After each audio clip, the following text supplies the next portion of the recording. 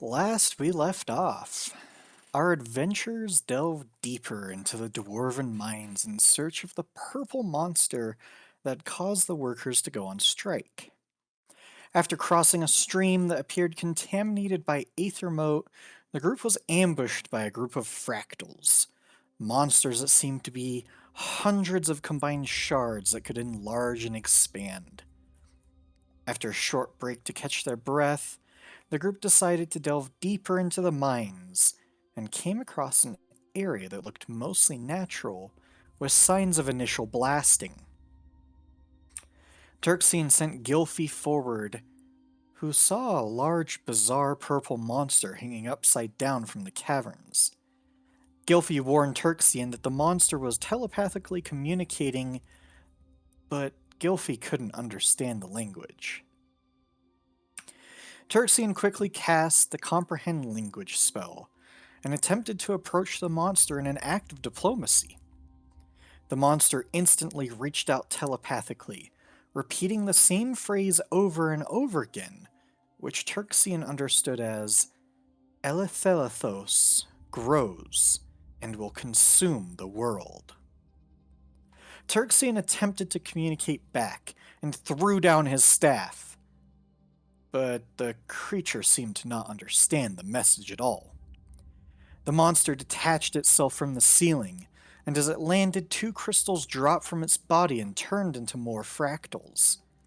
In the ensuing combat, the monster attempted to teleport toward Arvin, who retaliated with a dissonant whisper, causing the monster to flee momentarily. This allowed the group to concentrate on the creature and take it down. The monster seemed alien, and had shards of imbued Aethermar embedded into its skin. However, there were some telltale signs that it could partially be draconic. Otherwise, the creature was just bizarre.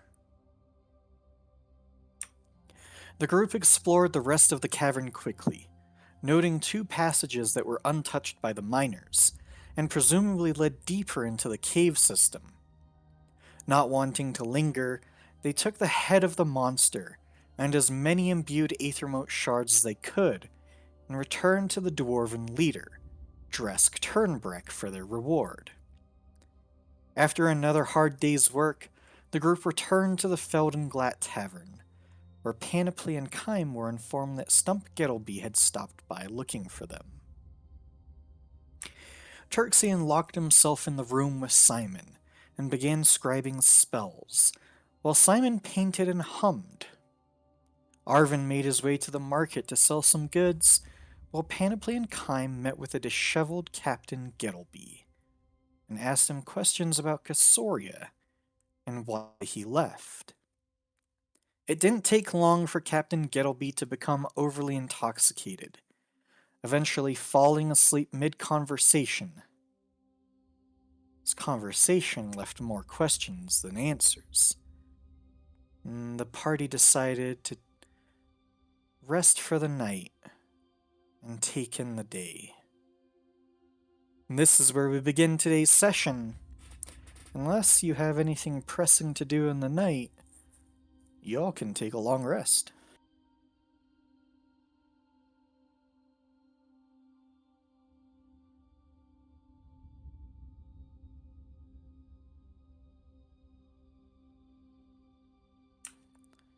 The date will be the 34th of Prothera, a Monday morning. What all would you like to do? I would like to go back to bed.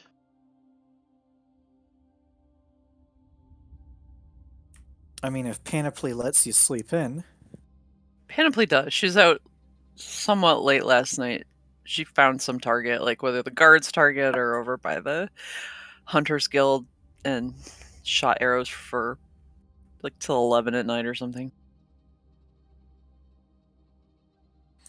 Okay. You know there are some targets around the garrison, and every once in a while you see some militia soldiers taking up a bow or a crossbow and practicing also, but you seem to outpace most of them.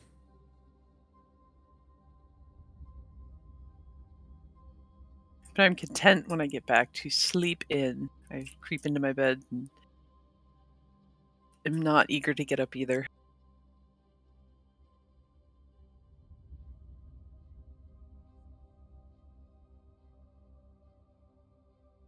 I do throw a pillow at Kym after he starts snoring at like 7 a.m. Turn on your side! He is knocked out cold. He can't hear you. I have good aim with that pillow. Right at his face. I think Turksine would have woken up a little bit earlier and tried to head over to the market area to see if any of the vendors were out yet. Of course, the cat sabotages the game. I was waiting for Foundry to just disappear.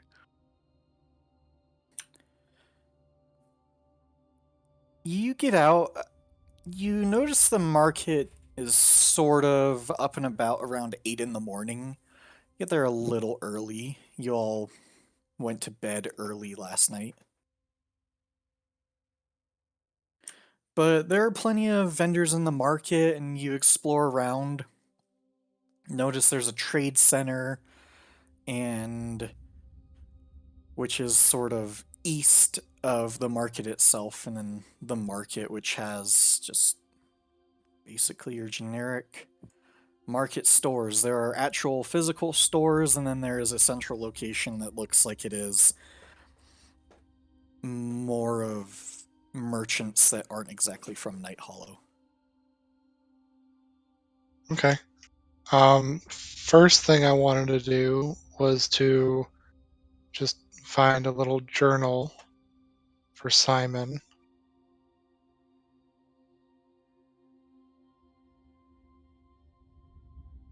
And Should be easy enough. great. So tell me what I owe for that. And then I also wanted to spend 20 gold on lead-based ink, if I can find any. Yeah, it's not too hard.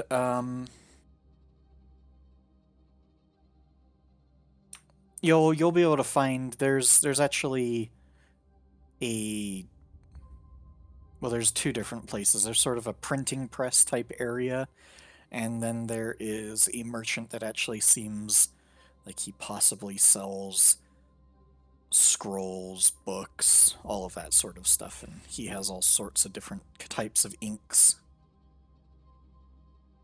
Great. The where would it be?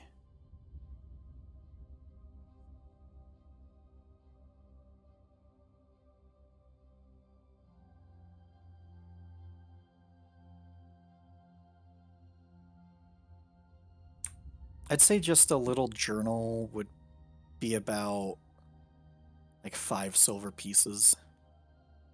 Not a problem.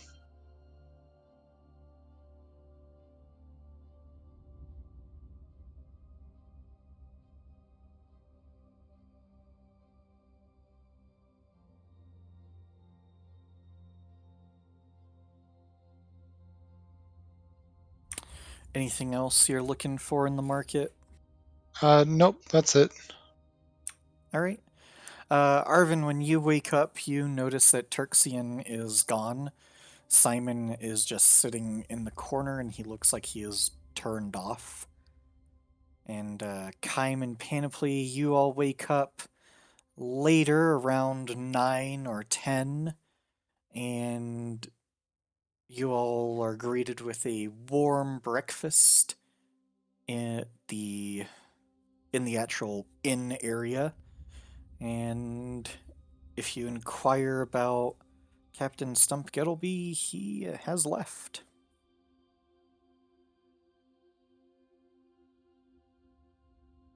I'm going to be down in the lobby Kind of chilling at a table, practicing playing some instruments on my lute. All right, make a performance check. And do.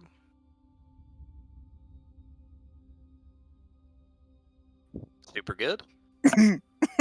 Oh my You god. are booed constantly by an old man who is sitting there eating his lukewarm porridge, and he just complains about how in my day we listened to classical music and not this newfound crap. I don't blame the guy. Oh, man. Didn't stretch out my fingers this morning. I slide in with like a plate of eggs and bacon. This bacon is so good. Have you had this bacon? What are you playing? That doesn't sound good. Yeah, at this point, I don't think anybody could figure out what I was playing. Just means I need to practice a little bit harder. Are you gonna practice more? Panoply picks up her plate. Yep. Oh, Back she to the moves over grind. a table. Oh, I'm gonna play a little bit louder then. As you all sit down to eat breakfast, Turksian returns to the inn. He takes one look at Arvin playing the lute, shakes his head, and then goes right upstairs to give the journal to Simon. What a nice All guy. right. Simon is awake when you get there. Hey Simon, remember how we talked about possibly writing down your dreams in a journal? Yes. Oh, I went and picked one up for you. Here you go, this one's for you. He holds it in his mechanical hands and looks at it and flips through a couple pages, looks back at you. Thank you. Do you remember your dreams from last night? Start filling it out? Some. Great. That's always a good place to start. And I pull out my ink vial and a quill, and I give them to him and say, I'm going to go get some breakfast, but feel free to go ahead and get started.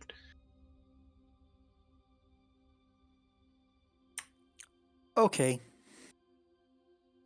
He sort of looks at the ink vial, and this little pen-like instrument protrudes from his finger, and he dips it in the ink vial and starts scribbling on the journal. That's cool.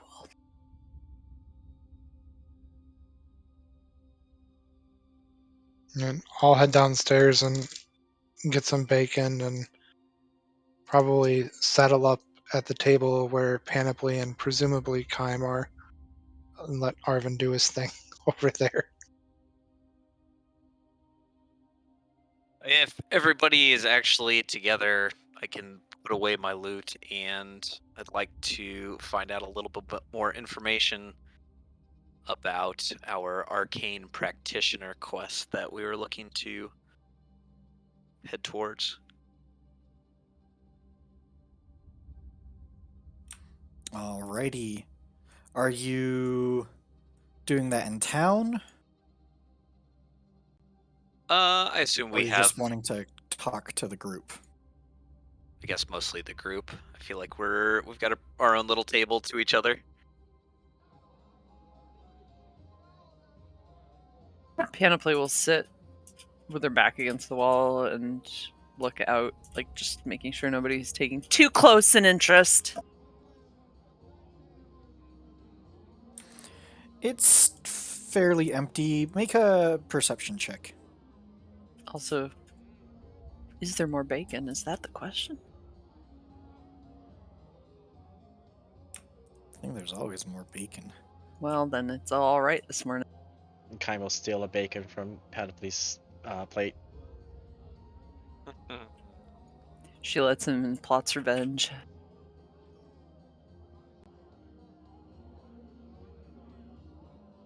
but it is distracting. Not much going on in the inn. There's an old man that's complaining about music, and then just a couple dwarves. Nowhere near as many as before.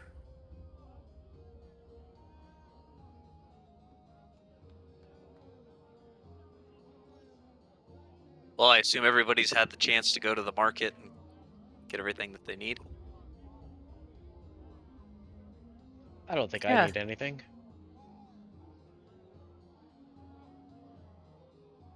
So, so we're gonna look for that guy next. Do we want to go towards, the southeast? Right. I'm not sure who has information about this, but just going off of what we read from the notice board, we're looking to find Egrith Runai. Was that correct? Yeah, but remember there are two sides, the blue people and then the sneaky people, Oh. and Right. Okay. so we're trying to not talk to the blue people because we figure they'll just be nosy. Is that right? I look at Turxian. Yeah, mean- my history on this is a little bit shady. Hopefully Tyrixian can clear it up a little bit for us. Yeah, so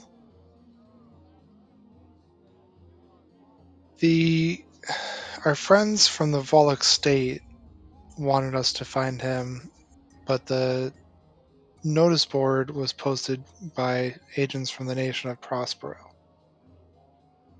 If you guys wanted to see what the Prospero people have, what information they have, be my guest, but I'm probably going to let you guys do that, and I might stay back here. I don't really want to get mixed up with them at all for as much as I can possibly help it. I believe somebody was supposed to meet us outside of town, though, to get more information as well. Do we remember who? They said they'd just find us, I think. I don't think it meant remember they were gonna watch us and we just go in that direction, they'll be there. Oh, it seems completely normal. Nothing to worry about. Yeah, Urfonia and Sabina said, Sabira and Urfonia said that they would have an agent, something along those lines, meet you in the Nahusian Pass. And for clarification, these ladies work for... The They Volok are state. ambassadors of the Volok state, which is the nation to the east, and from what Turxian has told you, you get the idea that the Volok state is sort of in a cold war with the nation of Prospero. They're not direct enemies, but they're definitely not. friendly. If they play nice with each other, it's not exactly truthful. So, for the group's sake, are we looking to avoid trouble with Prospero, since that's who we've been doing most of our business with or around, and gathering less gold, or Well, the matching Volok up state with the said they'd Volok pay state? us more than the Prospero people. They would, but would that hurt us in any way? I don't know Well- if one side's if we haven't talked to the Prospero people, we haven't made any promises. I don't know. Well, it's true. I mean, our conscience is going to be clear no matter what. It's just, are there going to be any drawbacks depending on what decision we make? And I don't know the answer Probably. to that. Yeah, probably. Yeah, there will be. I think one side has their eyes on us more than the other, so let's not draw more attention from both sides. So I would say maybe not talk to the people of Prospero. So Again, from my end, more gold is better gold. I'm just wanting to make sure that there's nothing anybody knows that's going to get us in trouble for not working with Prospero. so As- something last night happened. With Kym, we found some like our old commander, and he was here and he was drunk. Bad shape, really, but he was talking, and I managed to ask him how much airship fare was, and it's not a lot. And I don't know what our goals, and how long we want to be together, but would you guys ever want to come to the other continent with us? Maybe sometime? I mean, not right now. We got stuff to do and gold, but like, what do you want to do? Like, Turxian seems like he's following a trail of stuff, and what do you want, Arvin? Thank you for asking me specifically. I don't think I would turn that offer down. Certainly would depend on what I would be traveling for. Let's just say the option would be available at this point. I mean, we just at some point should go home because like our moms are there, and I mean, like we have sort of extended family that might worry. I mean, not now, like, but just it was a weird conversation. Like, I thought it was going to cost a lot more to go back at some point, and it would take us a long, long time, so we'd be stuck here. But maybe we're not always stuck here, I just was curious. No, I'd love to. I mean, I've only really been to two cities, this one and the one we stopped at right before we met you guys. Um, I left the inn to travel and explore and learn, so I'd love to see more of this world. Okay, I feel better now, Kym. Like, I just didn't want to. Oh yeah, for sure. But I still think we need to find your mother before we even attempt to go back to home. I mean, I think that's where she is. If we're finding her, dumbass, we have to go find her there. Like, she's not here. I don't know why she'd be here. That'd be so weird. Well, your friend Stump was here. Yeah, I know. That would be more coincidence than I could handle, I think. But we should also ask anybody else who'd be traveling with us, and I kind of subtly look up. I don't know about the horses. I don't know anything about horses and airships. I don't know how attached you guys are to those guys. Ain't going anywhere without Ben and Jerry. We'll make room for him. Speaking of our friend, Panoply, remember how you asked him to draw what he wants to look like? Yeah, I mean, I relate. I don't always like looking like this.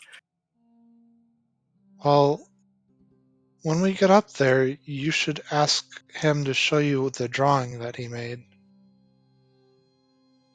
We had a pretty interesting evening ourselves, the two of us. Also, from our discussion back to the Volk State and Prospero, was it the nation of Prospero that had people in town that were kind of keeping an eye out that we know of for robot things? Yeah. I think that we established from the Volek people that they kind of already know we have a friend that's different. That's And another positive for working for the Volk State for this particular quest, then, in my opinion. Yeah. I don't think the nation of Prospero even know anything about us. Not yet, at least. No. To my You've only knowledge. had 2 interactions with the nation of Prospero. One was when you came into town and Melcadia Saren was berating a merchant because he had raw ether mote on him.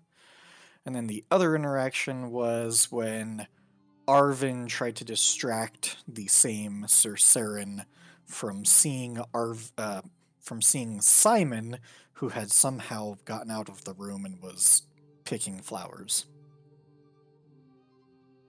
And I do believe that we noticed something about, or learned something about them at that point. That they're not too keen on other people. Basically, they have an army of Warforged, and they're the only ones really with that technology. Now, I The ones think, who weren't too keen on people knowing about portals either, right? right. I think we just want to Unsanctioned control portals. it. Yeah. Unsanctioned. Yeah. Unsanctioned. And Okay. they also want to sanction the Aethermote mines. They're very controlling. I wonder how the Yes. dwarves feel about him.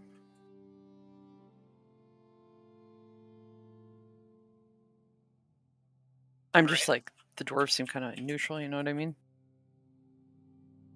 Well, depending on if anybody has any other business in town, I wouldn't be against getting Ben and Jerry and heading to the southeast.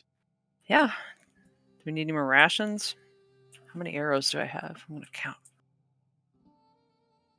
Yeah, I assume I would need to restock in just the normal stuff. I don't know. Yeah. How many?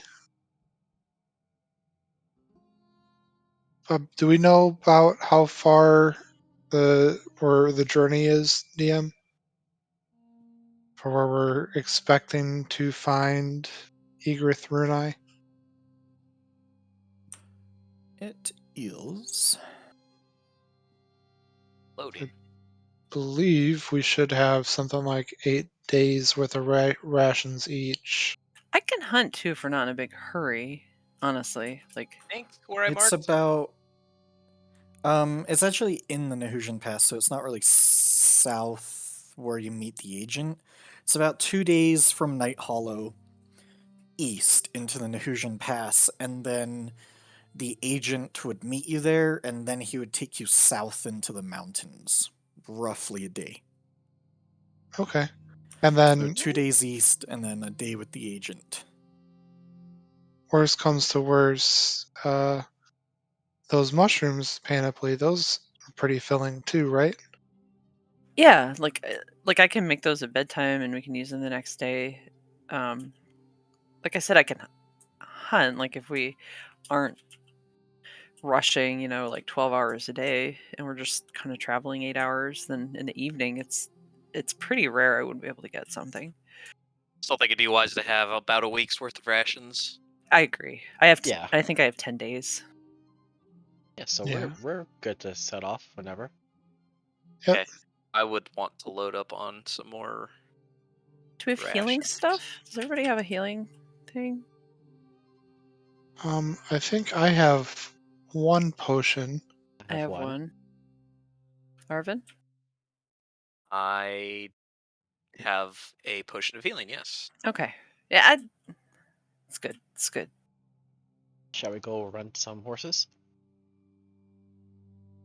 I am going to purchase rations. Alrighty, how many do you need?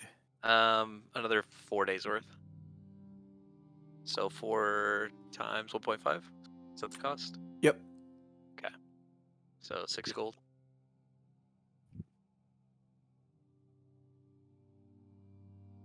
Do they have like long-term rentals, or do they have like a livery service that'll return from like across the pass? For the horses? Yeah. I mean, you can rent from Seamus. I'm just saying, do we have to bring them back to this town though? Like, what if we wanted to continue to the Kaja Conclave across the pass or something? Oh, then you would not be able to rent from Seamus, but you could probably find something in the Eastern District that has something along those lines. Seeing as that district is heavily involved with the Kaja Conclave. Do we want to do that, Kyle, or do we want to buy horses? We don't Yeah, I need was great thinking. horses. Yeah, I was thinking we could just buy them. They were pretty cheap. How much were the crappy horses we had? I mean, they weren't crappy; they were just draft horses, but Well, there are differences. Yeah, they were like the giant, sturdy horses. yeah, not war horses. No, they were just sturdy horses. Big boys. Seamus has draft horses to buy for 50 gold each. Will we make it Draft back? horses do not move as fast as the war horses, but they're more stocky and can carry more. Like Kime Yes, and like his Kime. and his armor. Builds muscle. I mean, what if we're just going there and back? I wouldn't think we would need them. Like, we're mostly going to be on foot.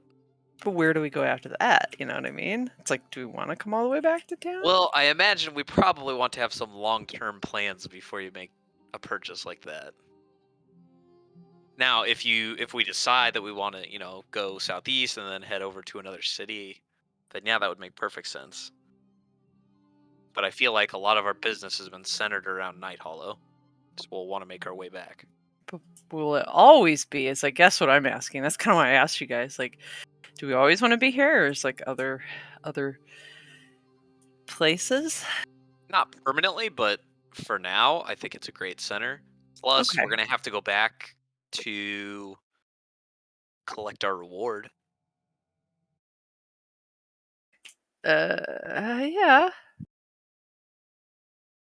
Or maybe the contact will tell us where we need to go. I don't know. All right. Well, then we could just rent the horses. I'm assuming for 6 days or so. Sure. 60 horse funnel, please, DM. Yeah, I think that's good for now.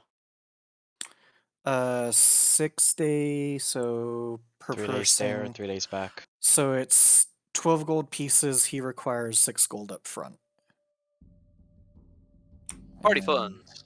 Then 6 gold upon return. We should do 12 gold right off so we don't owe Yeah. anything. Yeah, given the full. I don't like 12. owing people. Okay. Let's take it right out of party funds. Done and done.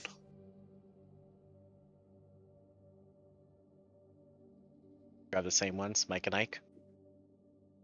Yep, same ones. Hell yeah.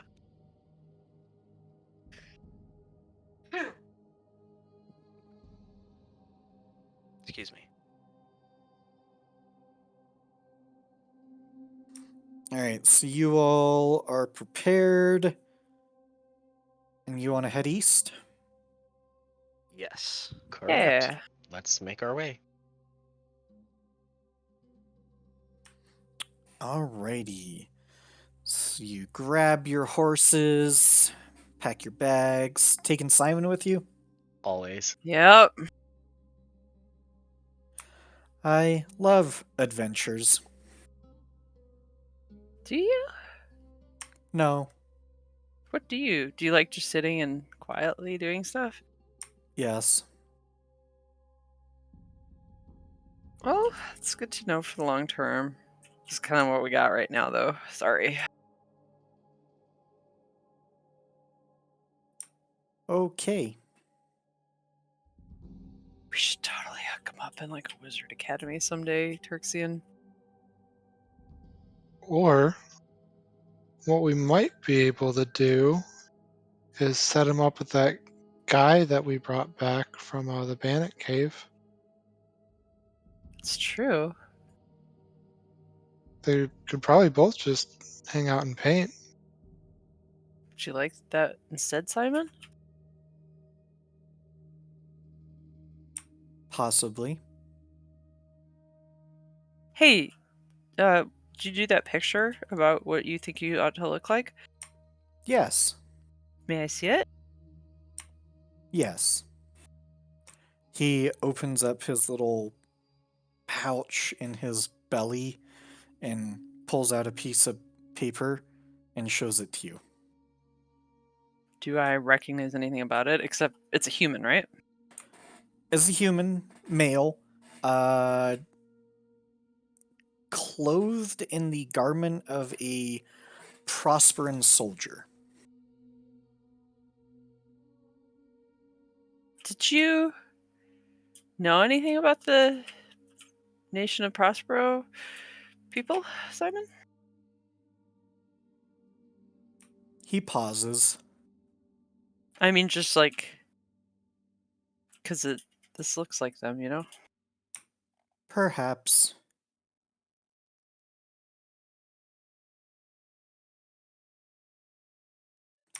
I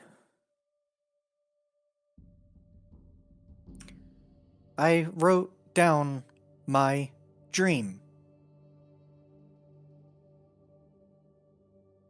Do you want to share it with us? Yes.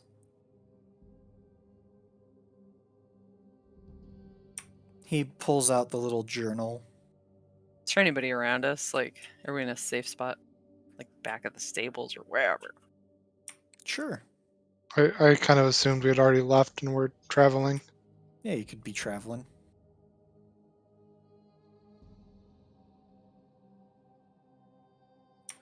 He reads out loud. 34th day of Prothera. Dream 1. There is a wall. Beyond the wall is darkness. Lots of fear.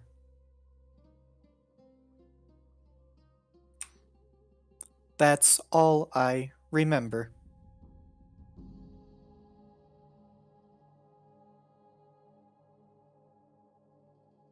Is there anyone else there? Yes, Do you remember what they look like or what they sound like? like this picture.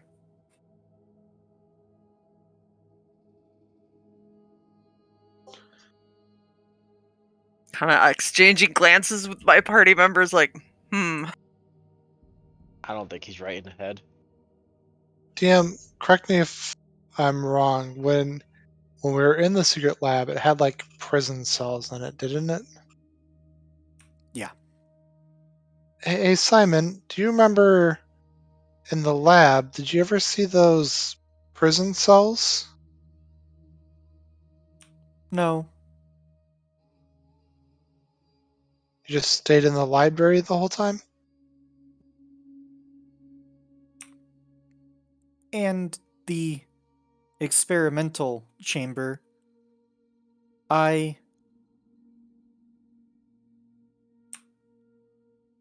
Yeah. 2 rooms. I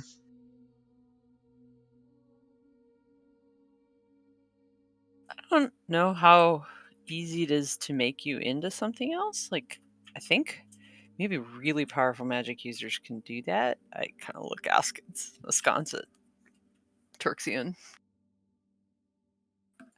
These hear It's, stories anyway. I mean, it's certainly not anything within my power right now. Maybe one day. But yeah, like I wouldn't say like expect it anytime soon. But I'm just saying maybe the way you think you should be could be possible sometime. It's something we should remember to ask about when it is possible.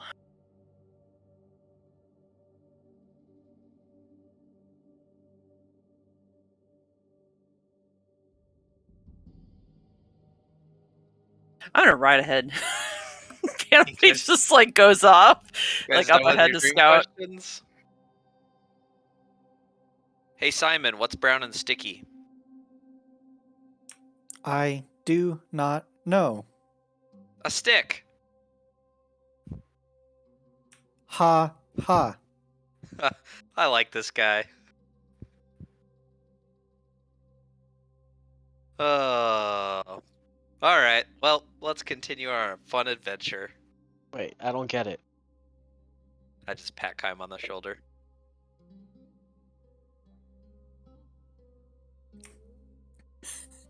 You guys travel for, well, a good day. On your travels through the Nahujan Pass, you do come across a merchant caravan, and it's a decent sized caravan, probably about 6 wagons. And with the caravan are a host of kobolds and dragonborn The caravan itself is a mix of humans, tieflings, dragonborn, kobolds, but there's a distinct difference between the wagon caravan and this group of what look to be pilgrims behind the caravan too. Are any of the tieflings looking at me weird? They glance your way, but nothing out of the ordinary. I will cautiously approach them if anyone else does. Is it possible they're headed to the Night Hollow amphitheater? They are heading that way. Awesome. I approach the merchant area. I ask if they've got anything for sale or if they're bringing it to Night Hollow to sell. They do tell you that they are heading to Night Hollow to trade some goods and wares. Make a just roll a charisma check. Alrighty. Good roll. They seem apprehensive about all of you as you approach. They're not incredibly talkative, but you get out of them that they're heading to Night Hollow to sell goods. And have you guys come from the Nahujan Pass? They're a little short with you, but they tell you that they've traveled in the Nahujan Pass and come from Gloom Coast. Gloom Coast. It's Oh, like the northern that's end across of the river. Canadians say. That's a long way to travel. Anything suspicious that you've passed in the past couple days? Once again, they're fairly short with you, but no. Okay. Sorry, they didn't like my jokes, guys.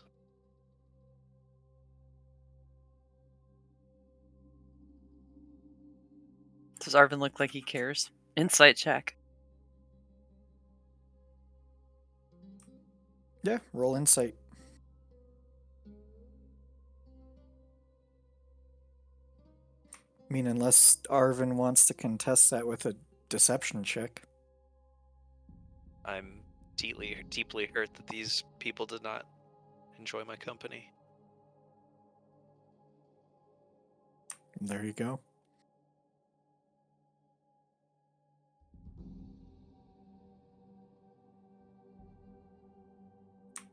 The caravan is well armed and guarded, and seeing that the merchants are a little short with Arvin, and that you all seem very peculiar wandering this path, that you clearly look like mercenaries. The guards are a little bit on edge. You don't come across as pirates or thugs, but they're always, making sure that things are safe. They're not very talkative. Behind the merchants, though, is a group of what definitely looks like pilgrims.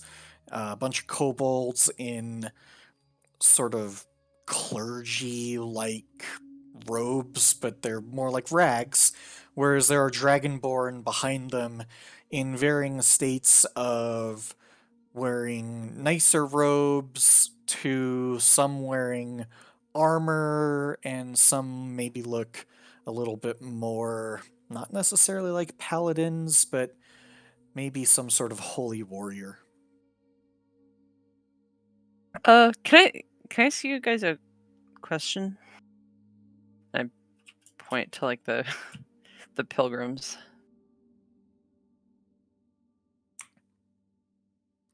You a little kobold that is carrying all sorts of bizarre contraptions, including a skunk in a cage, responds to you. Yes? That's cool. Does your skunk have a name? No. Oh, Okay, sorry. There was like a notice board in town where we came from about a guy named Abdumil, and we just wondered, like, is that like a person that is in your order? He looks back at the other Dragonborn behind the kobolds, sort of kobolds at front, and then Dragonborn behind the Dragonborn tower above the kobolds. He looks. Yes. He. Paladin of Bahamut. Oh, okay. He's not one of you guys, right? Like here, he's just like somewhere else. He in Night Hollow. Oh, okay. I guess we didn't meet him. Well, I mean, we're just looking for work, so maybe we'll talk to him when we get back or something. Have a good trip.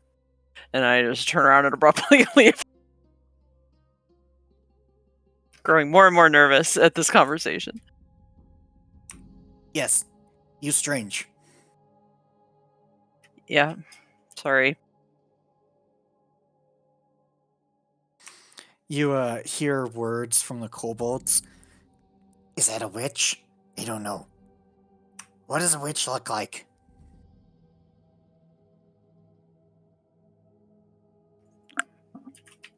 Panoply just kicks her horse into a gallop, which is kind of sad because it's not a very fast horse.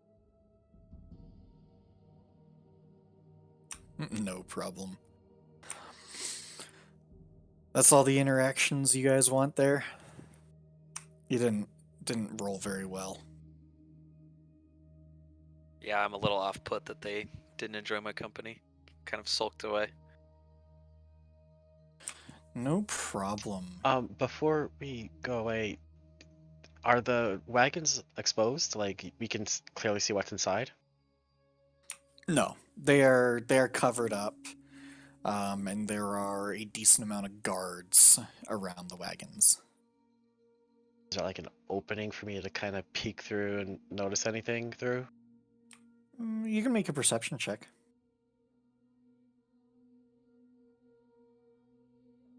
Clink, clank, clink, clank. Oh god. You sort of get a little nosy looking to try to see if you can look into one of the wagons, and this is one of a raised wagon, and there are two individuals in the back, and they notice you sort of peeking, and they like shut the drapes. And you get a guard kind of get between you and the wagon, and as if he notices that you're being nosy.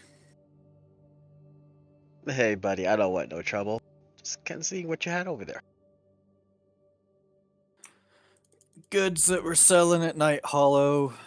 More than welcome to head there and buy them. I most likely will. Well, it's that way, and you're going this way. When we come back. Good luck. And he'll just kick the chorus and keep going. Gallop. All right, you all head on through the day. About 7:30 in the evening. Horses are fairly tired.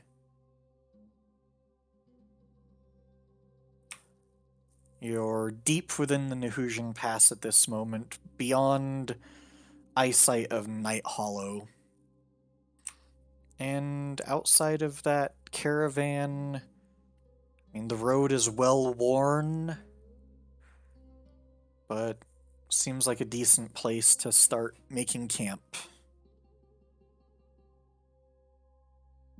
Unless, of course, you want to press on. No. No, we'll rest. I can take first watch. Panoply is groom my horse, please. Sort of adding as an afterthought, and then hands Kaim her reins and promptly goes off to do a circle to see if she can find any tracks. A, for hunting. B, to make sure nothing might hunt us. All right, make a survival check. The treetops for gorillons. Here's Arvin say that as she moves out of camp and makes a mental note to also check up.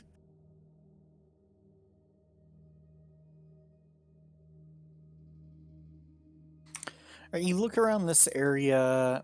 It is clearly a well-worn path. There are some faint trails that go off of the path, but they are very old and not well-worn at all. Some of it looks like just people doing exactly what you're doing and heading off of the path to make camp. There are no telltale signs of danger at this point. Hey, Yeah. Kime, before you take first watch, I got a riddle for you to think about. Oh god. Something to keep you up. You didn't like my last stick joke, so I got another one for you. What do you call a boomerang that doesn't come back? Okay, good night. Kime is just perplexed. No fucking clue what to think. That'll keep you awake. You see him like motioning a throw, but nothing.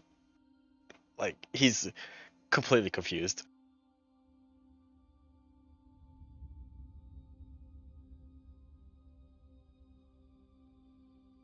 I presume Panoply came back with positive news that we were not being hunted.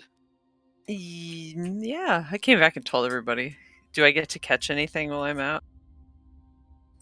Oh yeah, with that roll, roll 2d3.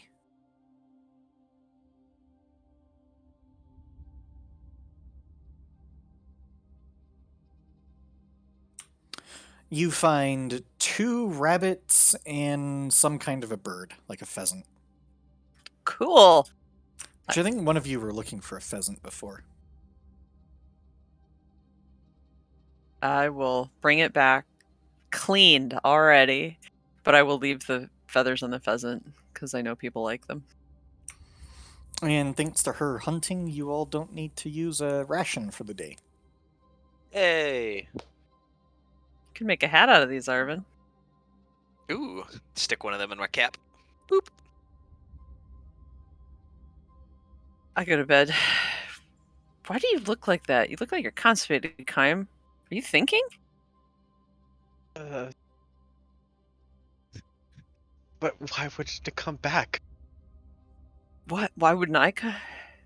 I'm back. I'm already back. I'm going to bed. And she does. She like eats a pheasant leg and goes into her bedroll. Hit me up for number 2 when you're ready to go. Okay. Turxian fiddles with a short piece of copper wire, pointing it in Kime's direction, and in his head, Kime just hears, the answer is the same as the previous joke. It's a stick, Kime.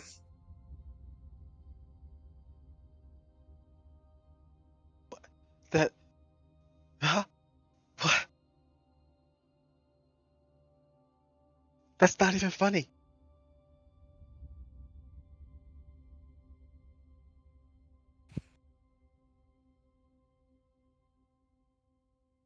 And Kime will just continue his watch, still thinking about it.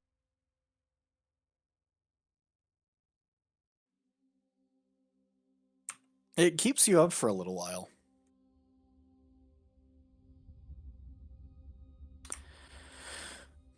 Night watch is pretty tame. You take your standard turns throughout the night. Nothing interesting happens. Nahujan Pass is decently windy, and the wind travels from a east to west direction, and you do get the scent of salt water in the air.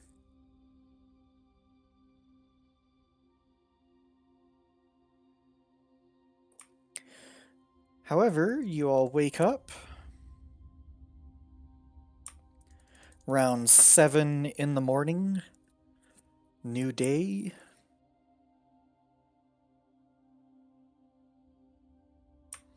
Assume you just want to continue forward.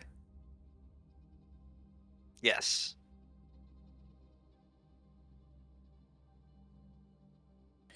All right, you all spend about an hour making breakfast, getting ready, watching Kime.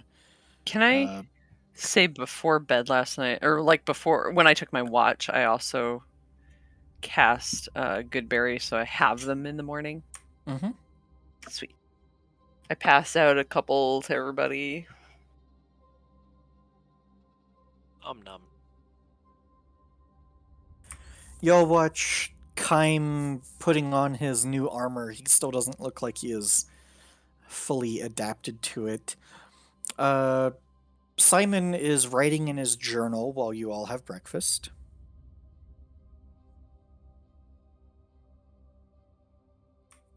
Otherwise, you'll travel for another 8 hours, which is about how far the horses can go before they tire out.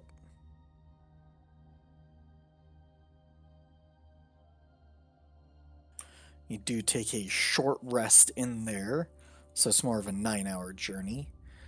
It's about 5 in the afternoon. You are roughly 2 days journey out into the Nahujan Pass, and this is roughly where the Volek state said that their agent would meet you. But you don't see anything at the moment. We can just make camp and look around, and I'm sure the person will find us, or I can go find them. All right, and are we sticking to a fairly reliable path? I mean, this is the there's trail. a clear road. Okay, cool.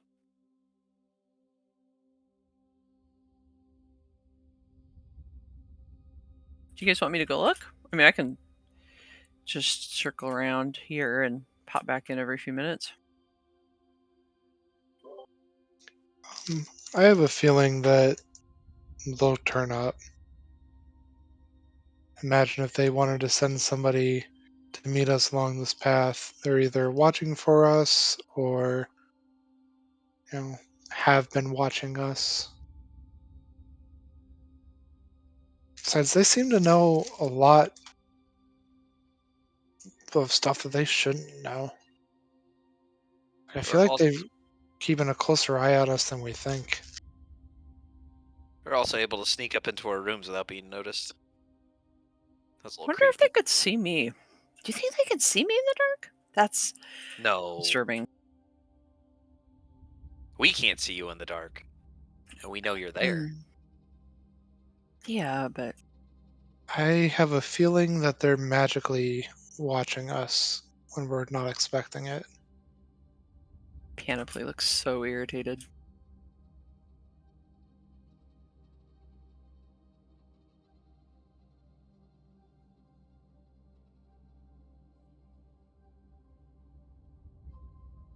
I would say it wouldn't hurt to look around a bit. You're probably the best one to do it. If you want to do that, you can make a survival check. You gonna groom the horse Yeah. again? I'll send Gilfie to assist her in looking. Gilfie, do you understand me if I talk to you? Like, will the owl nod? Yes. Sweet. Can you see me in the dark?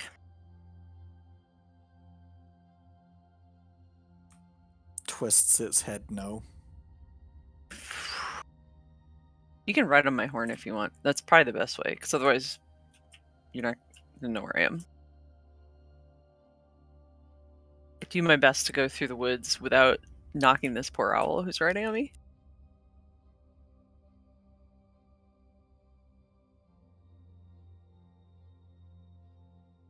And I will just circle around the camp. I'm just looking for any signs of anybody, anything, checking the trees. Okay. Make a series of checks. I'll need a stealth check from you, a survival, and a perception, and then Turxian can make a perception with Gilfy.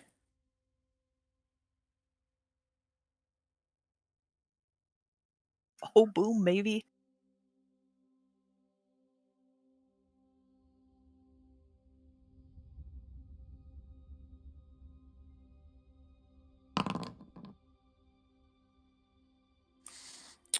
Wow, 26. All right. Let me make one more.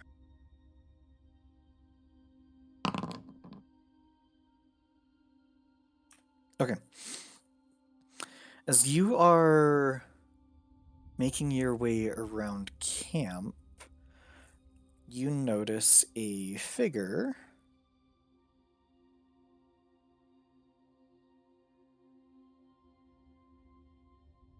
If I remember how to do this.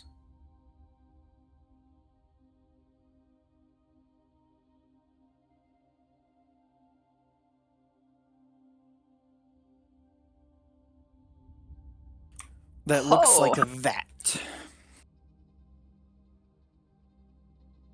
The thing does not appear to have seen me yet, or does it? Does not see you and is more interested in the camp.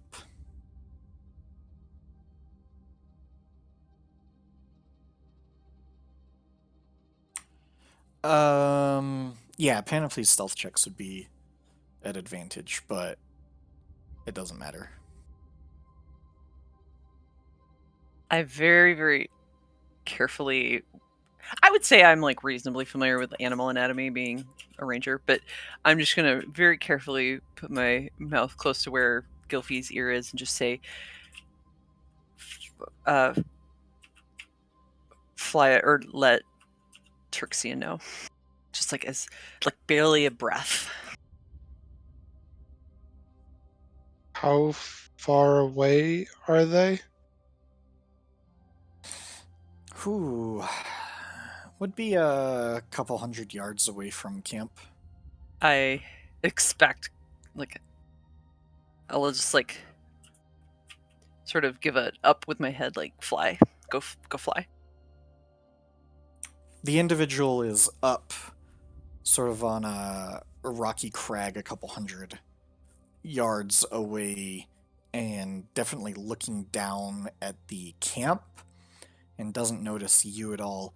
The individual is very well hidden, basically because you've rolled the 26 is the only way you really saw this individual. I'm just waiting and watching for the time being. Like, I don't know if this is the person sent to meet us. I don't know if this is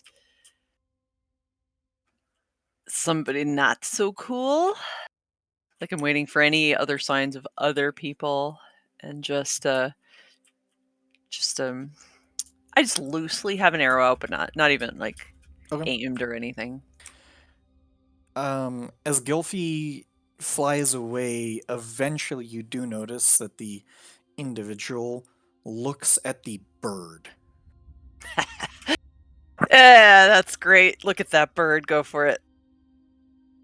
As Gilfy flies back to Turxian.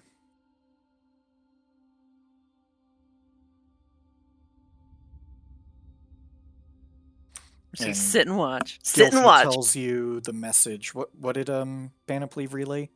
Just to tell Turxian what we're seeing.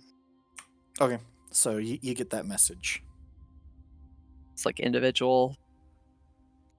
I would Right. have poked the owl and like pointed. So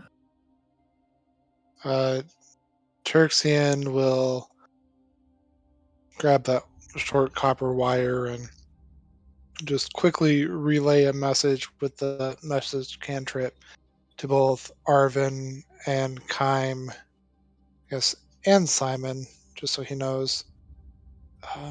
There is someone watching us. I don't know if it's the person that we're sent to meet or not, but just keep acting like you're doing. Just know that we're being watched. Don't give away knowing that we know. I'll just quickly pass that message along one at a time to everyone. And just keep going about my business.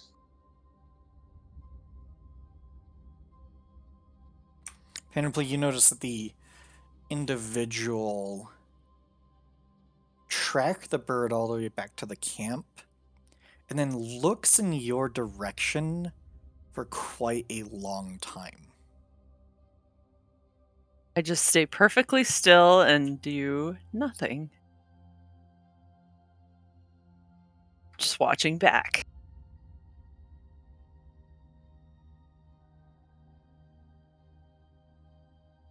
What does the rest of the group do now they have that information?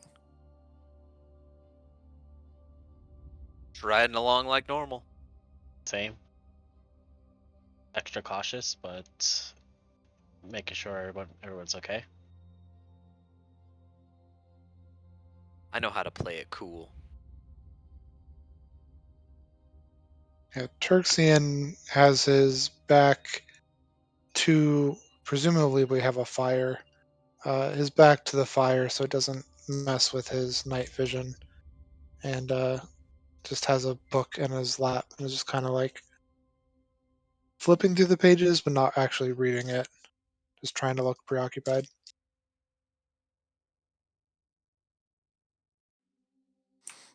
Okay. You'll wait for an uncomfortable amount of time. And Panoply, it feels like that individual stares in your direction for a good 5 minutes, if not longer, and then returns its gaze upon the camp for another 20-25 minutes before starting to slink down from the crag. I would like to see, like, I don't know that I recognize this person as a professional, but just like a Jolly Ranger thing wants to see if I could sneak up on it before it sneaks up on the camp. Not like antagonistically. I might even be smiling the whole time, but I'm just like, can I do this? Getting gutsy. So you want to reveal yourself to the No, person? I Or want to just- sneak up, see if I can sneak up to the person before the Okay. person, like just before the person sneaks up to the camp. Okay. I'm thinking point of order, glad we didn't roll advantage. It's only between 5 and 6 o'clock when this all happened, so it wouldn't have been very dark at all.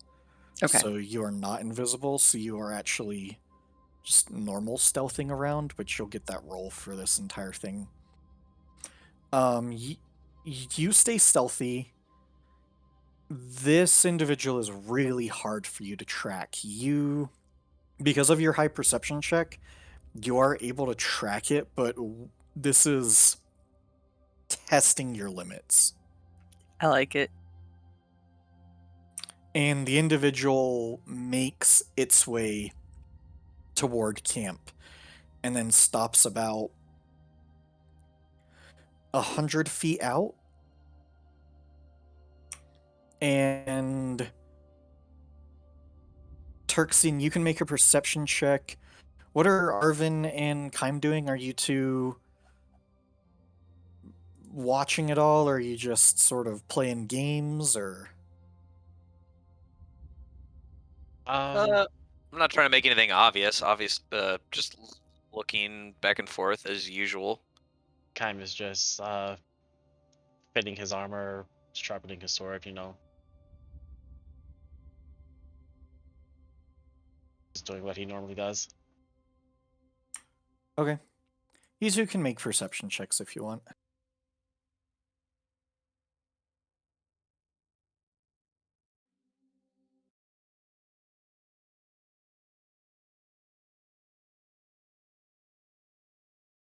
Okay, you two are clearly interested in something else. maybe Arvin is telling you more jokes and it is just... Hey, Kyle, did you hear the story the other day about a dog that just ran 3 miles to find a stick? No. Did he find it? Yeah. The story was a little far-fetched. That's sad.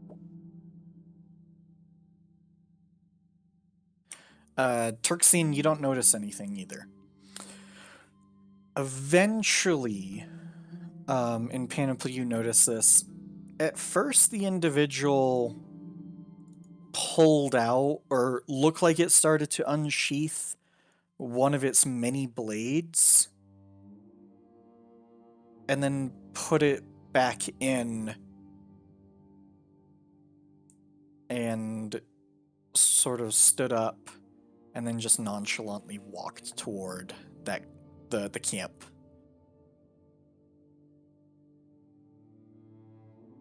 Right before, like not a long ways from, but just I don't know. Before this person actually walks into the camp area, like, well, they're 20 to 30 feet out, I would just like to get as close as possible and just ask, are you the individual we've been sent to meet? Okay. Roll another stealth check.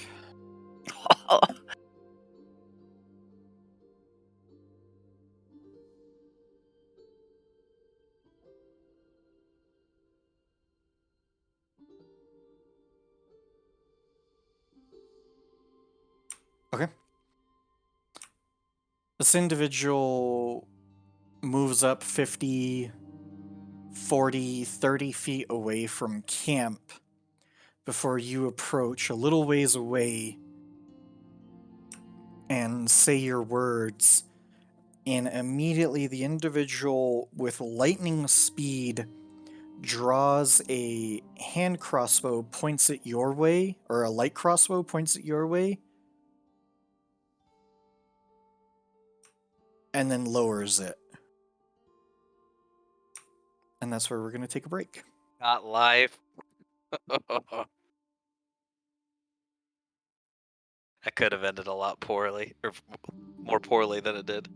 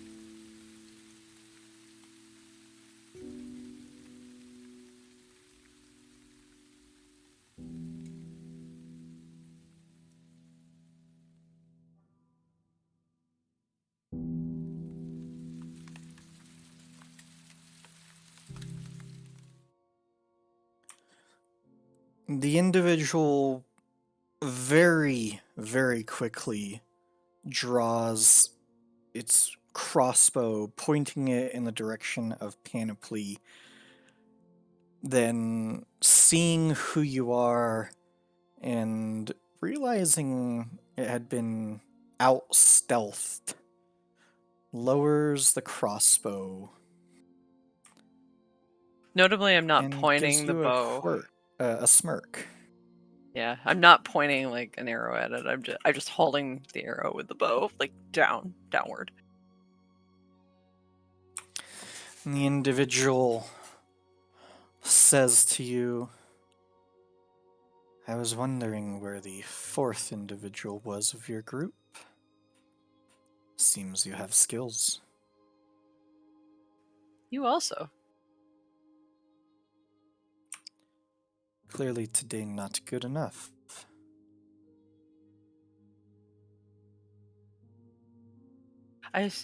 Well, I mean, come on, we might as well go into camp. Hey guys, I found our friend. Sure, I get this person. The individual is dressed in what you can only presume to be garments of a assassin or spy.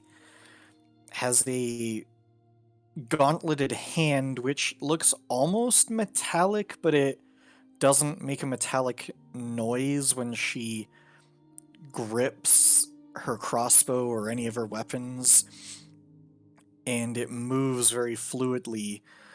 She has, well, 4 blades that you can clearly see amongst many other daggers hidden across her belts. Everything looks of the highest quality. As she slowly removes her hood and pulls down her mask, you see a relatively attractive, presumably younger female, very well built, very angled features. Her eyes move across all of you, very quickly darting back and forth, presumably measuring you up, looking for what armaments you're wearing, and presumably where the weak points are in your armor if it was necessary to deliver a killing blow. I stand on the forest edge, like basically come out enough to let my party see me, and then I kind of back up against a tree. Pull my collar up a little bit tighter around my neck. Looks at you all. I was not sure if you would take up the offer, but I was informed that you would be this way, and well, I can say I am glad. I guess introductions are in order. My name is Keselinkov, and I presume you are... I'm trying to remember your name, as she points to you, Panoply, hiding, slinking by the tree.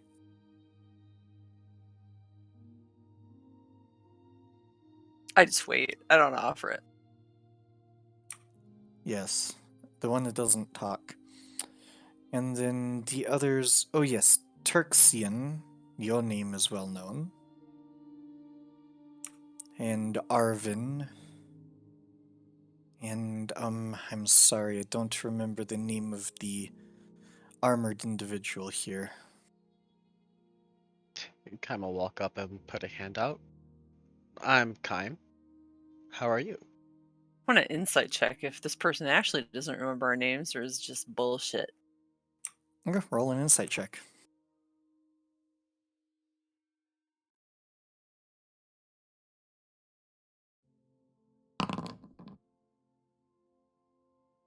She's bullshitting. Hmm. She takes Kaim's hand and shakes it. It's a firm, but also at the same time delicate shake.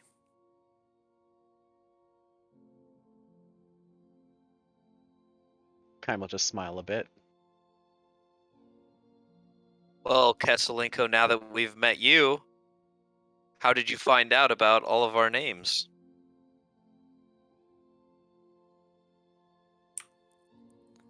Well, Sabira and Erphonia know quite a bit about you. If I may ask, you said my name was quite well known. To whom? Oh, well, when you carry documents previously owned by the Volok state and then inform the ambassadors of their names found in such documents, your name itself becomes, well, known to the rest of us. Is Simon out, like, and about, like, just in camp with the rest? Oh, yeah, he would be out. Does she say anything to or about him? No.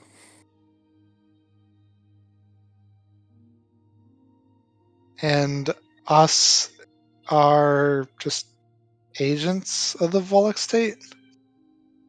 Sure.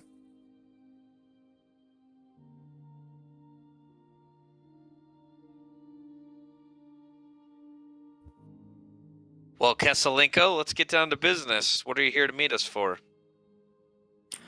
Well, I presume you want to take up the offer to stop the nation of Prospero from obtaining this Egrith Runai. Possibility. Could be that we were just stretching our legs. I think not. Well, if we want to find out if this little quest is worth it to us, we'd like to know the dangers involved and what we're getting into. I suppose that is a valid question. The individual is in a rather hidden laboratory, or I guess you could call it a factory of sorts, and has garnered the attention of the nation of Prospero. The individual has loose connections to a Dr. Thurbly Crolius, who you have been to his lab and, well, absconded with his assistant. Simon goes where he pleases. I think he just likes our company. Yes, I have taken many people in bags where they please. But Egrith Runai isn't exactly stable. Mentally, Interesting. that is. First off, how would you describe Egrith? What are we looking for? Describe her physically. A middle-aged woman. Missing one eye, the other, you could say is not real. Well, it seems like an individual we'd be able to spot easily. I mean, white hair, but very much a recluse.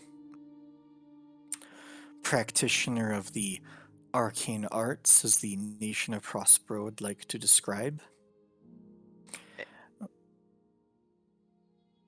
And you said she was not stable mentally? Egrith has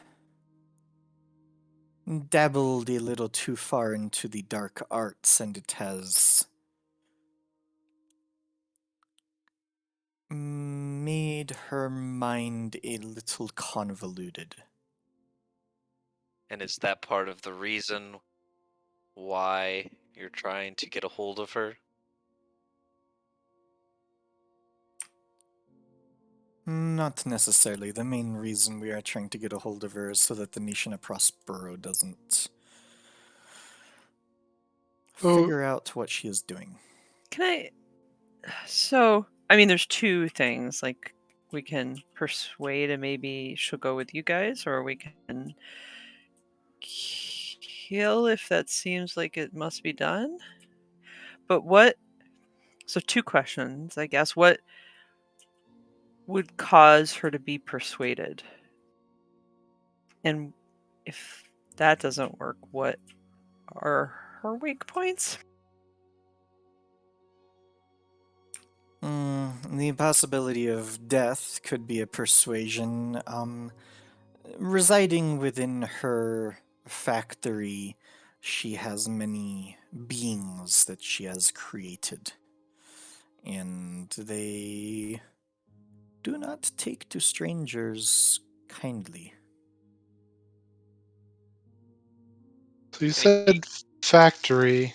I presume since she's related to some of the work from the doctor, she's studying how to make Warforged. That is the eventual goal, but not quite there.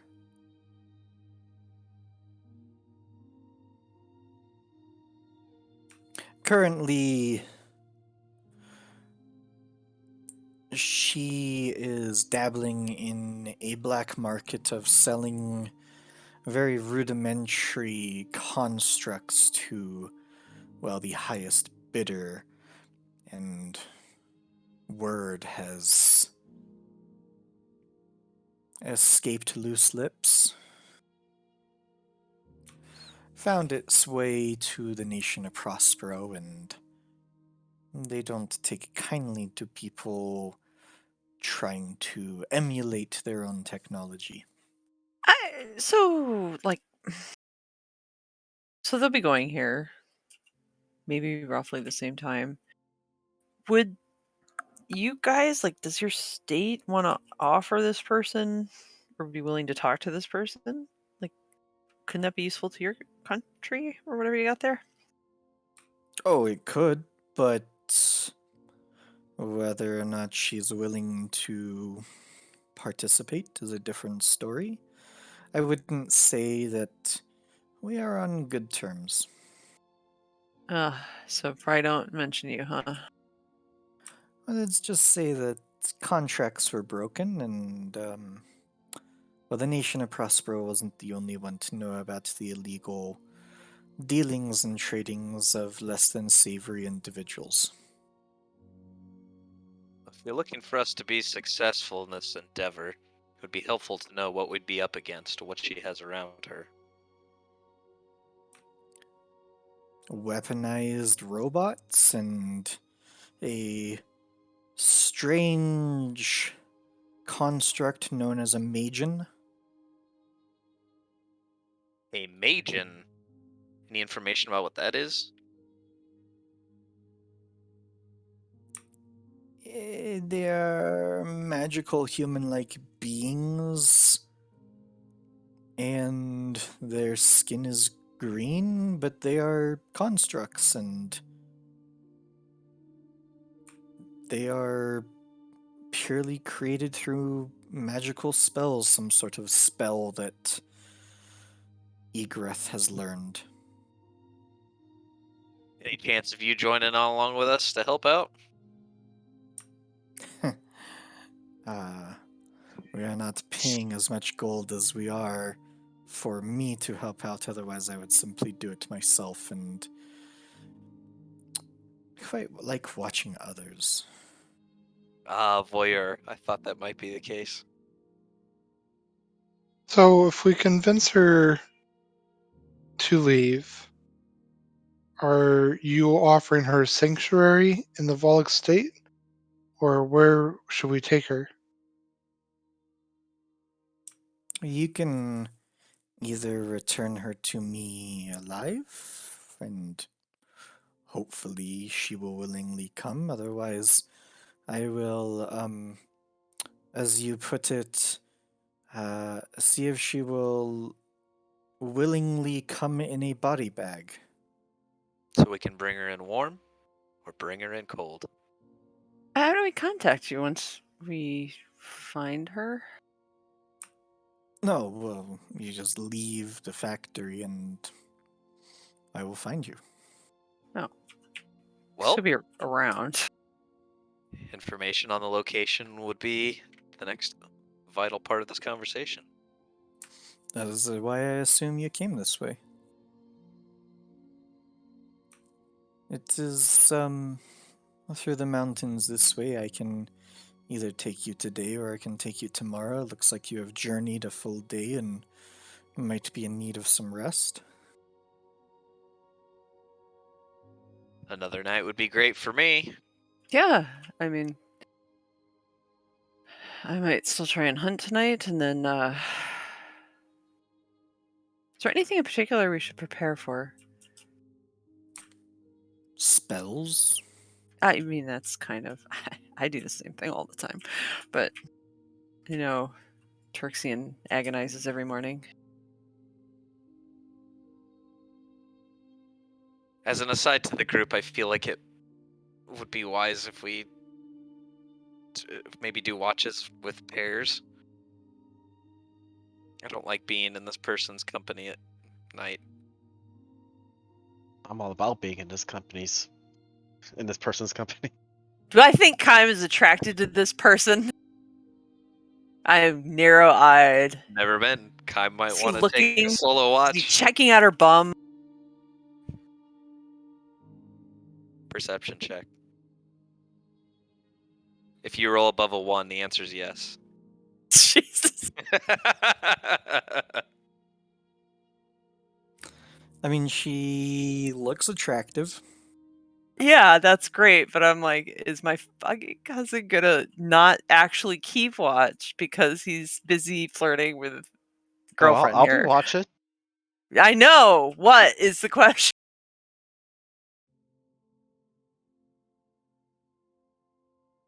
Uh, All right, well, Kesaliko, if it works for you, we would like one more night's rest before we head to the lab tomorrow. Oh, that is perfect. how far is this lab from Rollapa? Oh, I mean, come on, you know. Late 3-day journey. I mean, it's 2 days west and 1 day south.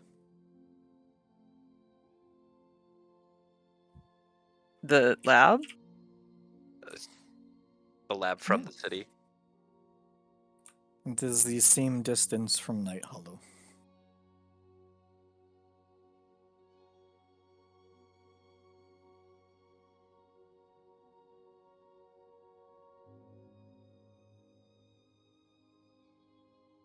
Well, I'm gonna go hunting. Turxian and Arvin, you guys gonna be up for a little bit before I get back? I'll probably cook something here and not have to dive into our rations. If there is a promise of pheasant, I will certainly be up longer. I don't know that I can guarantee pheasant, but I'll see what I can find. And I leave.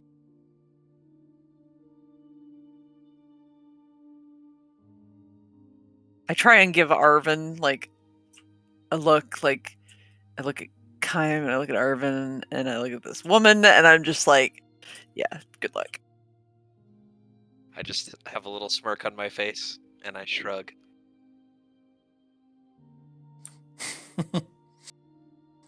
Alright, Panoply, you can make a survival check.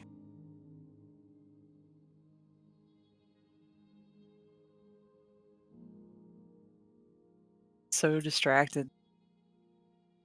Yeah, you are unsuccessful tonight. I come back huffily and I pass out some good berries, including one to this woman. Back so soon? Why? I didn't find any pheasant.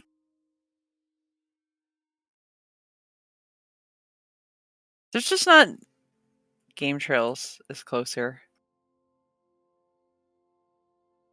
Anyway, so who's what 2 are taking first watch?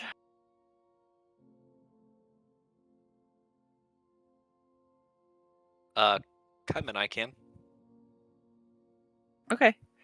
Turksy and I'll take later. You're welcome to join either watch. Kessa? Yeah, Kaiman and I are wide awake. She nods.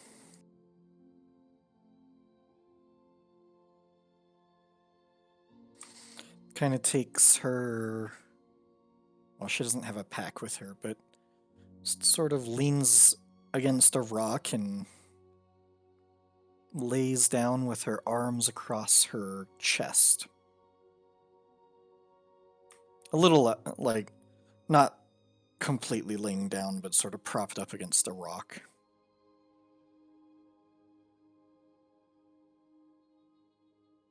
Panoply just like flops full out in the bedroll. There's no propping.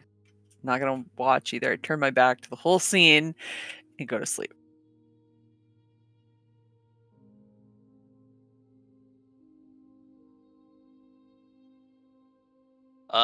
I'll just be writing some words to a song and standing up every once in a while to do circle and look around. I'm not gonna do anything. I'll just keep watch. You gonna go talk to Kesselinko? And I should probably stick a dagger in my throat if I try. Simon approaches her. Oh god. Oh god. Kai was like intently watching what the hell's happening. Simon wanders up to her and pokes her. Do you know where my maker is?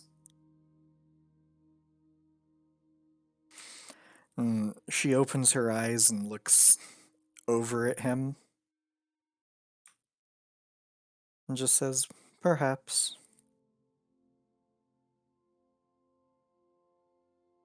And Simon responds, will you tell me? And Kessa looks at him curiously.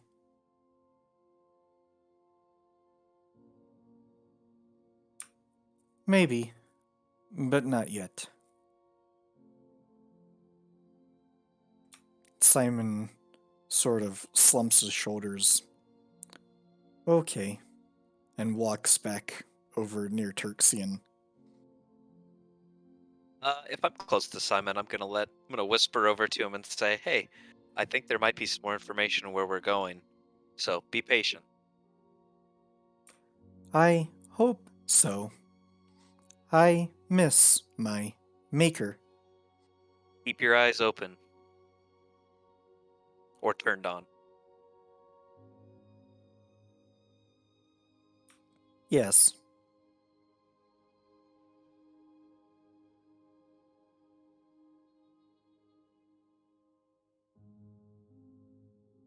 Normal night watch stuff.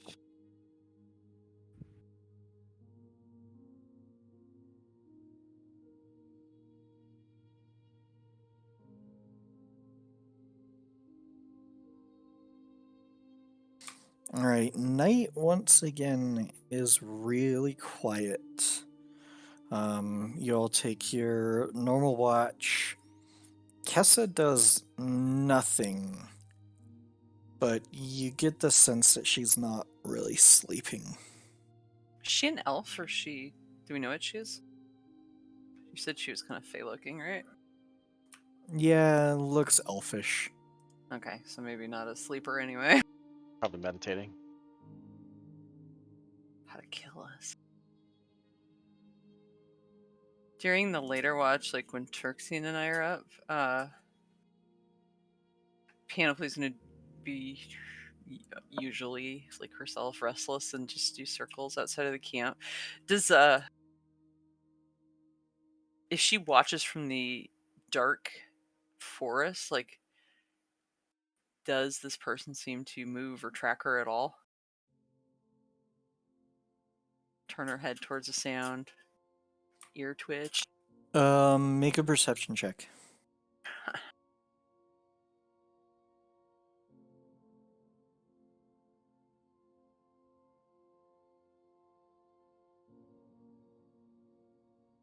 You're unsure. How far was her camp from ours? That crag where she was? It was about 300 yards away. Okay, so it's not like out of the range of possibility. Okay, so Panoply takes longer and longer circles, like going in different directions outside the camp, and then is going to see if she can find her spot. Just, some fun idle curiosity. Cass's camp. Okay. You make a survival check.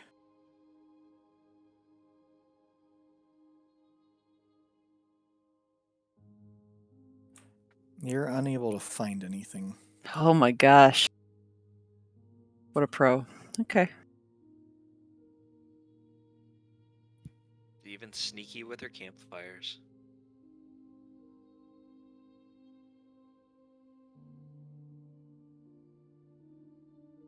Do you, I'll say to Torxiana on a pass through, do you have enough gold for all the stuff you're trying to do? Yeah, for now.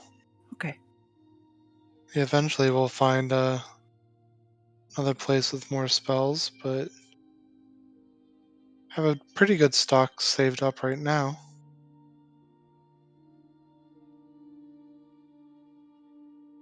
All the wizards I've ever known were like super poor till they got really powerful. Yeah, it's either a blessing or a curse that we haven't really come across too many spells yet.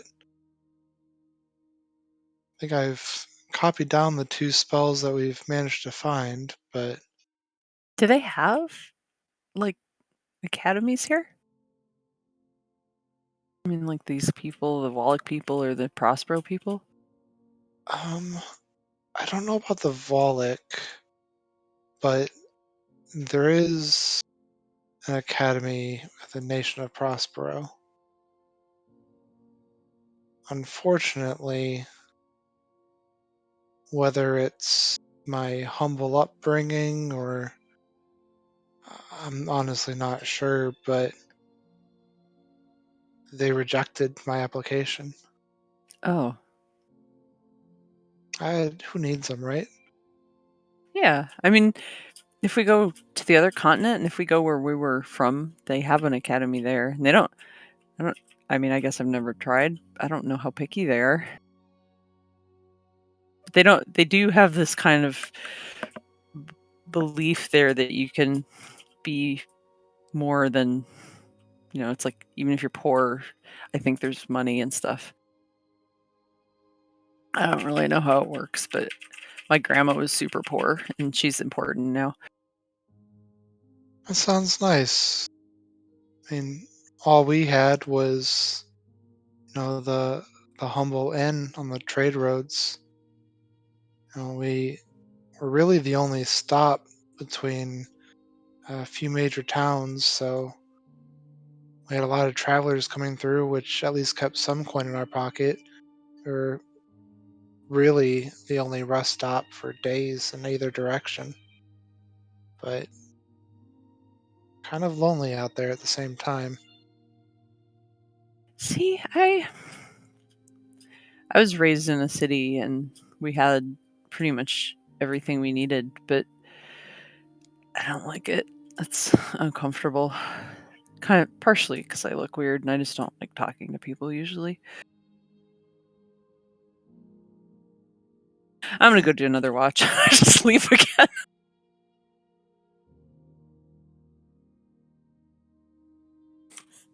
Literally walks 30 feet out away from the campfire and just disappears. Trixie wasn't like about to say something, but she leaves anyway. Like, perhaps not the too much talking. Suddenly uncomfortable.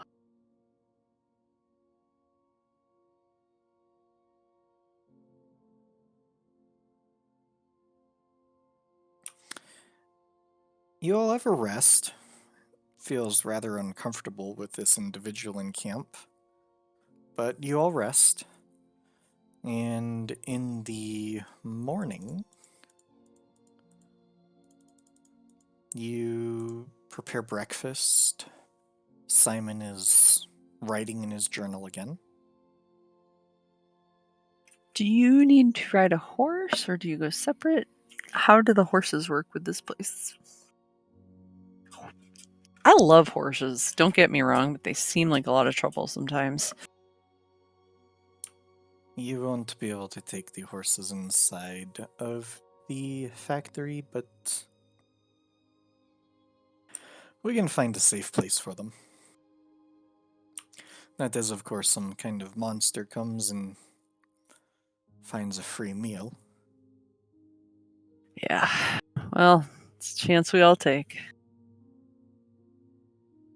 But I will keep an eye out on them.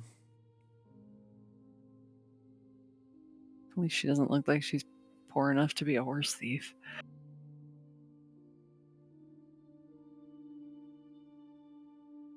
A Tirxian, have a magish question for you. Sure. I have a couple of abilities, as you've seen in several of our battles. Vicious Mockery, Dissonant Whispers, I'm just wondering if you think they would work against constructs. I think it depends on how sophisticated the construct is. That last second one she was telling about, the green one, it might work on that, but some of the more rudimentary ones, I don't know. I'm not sure how resistant or they might be to psychic damage. I don't know. Okay, I just thought you might know more than these other guys. I don't want to waste my time attacking something if it's not going to have any effect. Kessa overhears you and says, the machines it should work against, but the Magian... unsure. Some important information, thank you.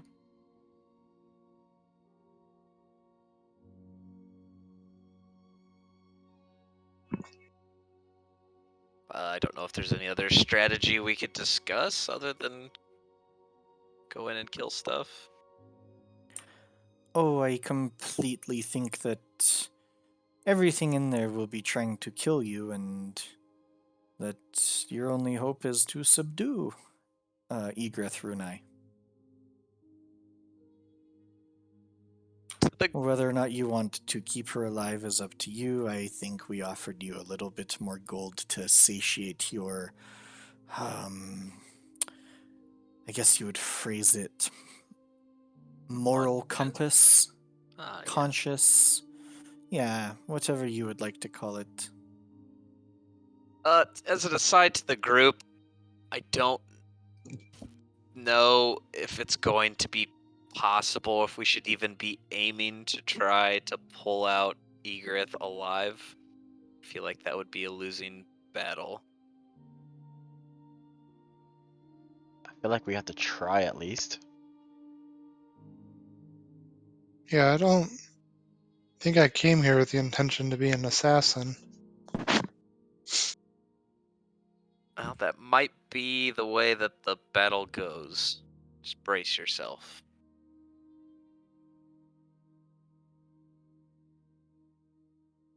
I mean, you're the best talker. So, probably that, but I don't...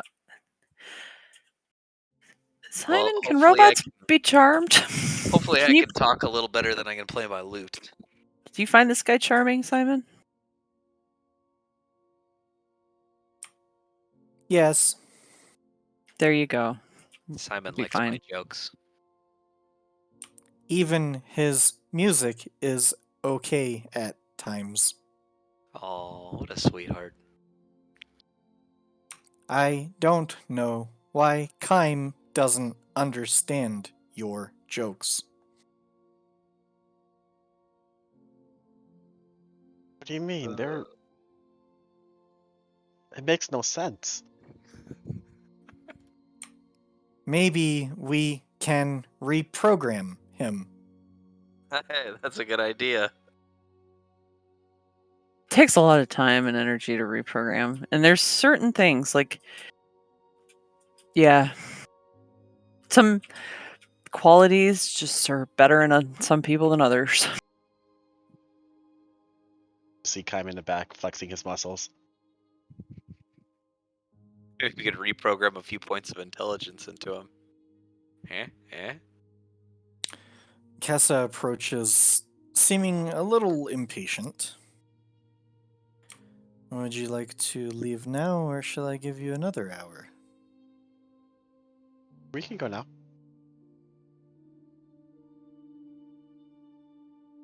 And as you all start packing and leaving and head through the pass, unless there's anything else you want to do,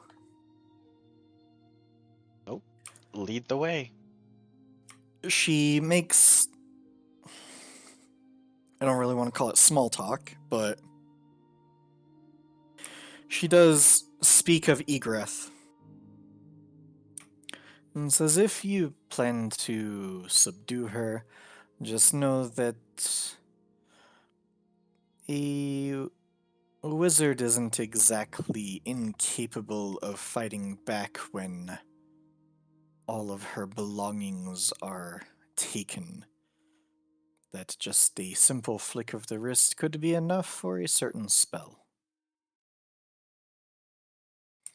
Not all spells require her to speak, although most do. Noted.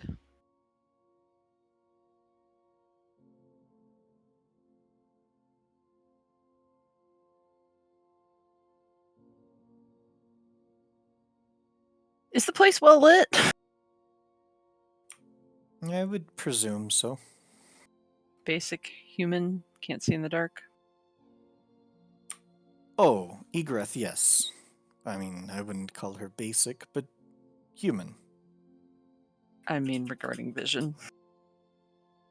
Who knows what her one eye can do, but at her core, she is a human.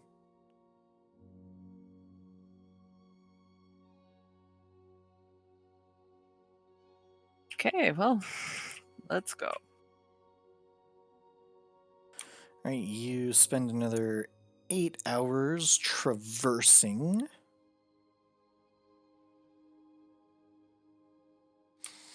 It's about 3 o'clock in the afternoon, and Kessa locates a spot for you all to tie up your horses and motions up this mountain and says the entrance is through a cave up here that I can lead you to, and then once you go in, I will wait out here for you.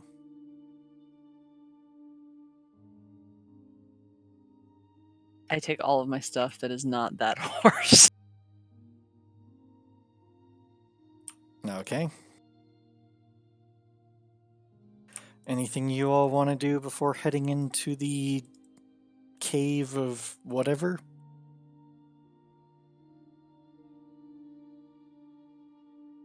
I am ready.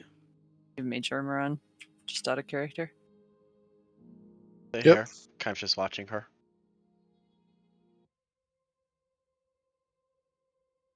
Alright, do you want to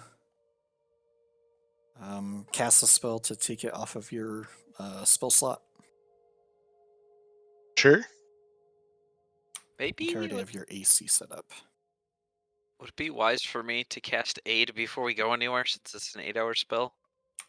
So you can certainly do that. I think that's a good idea.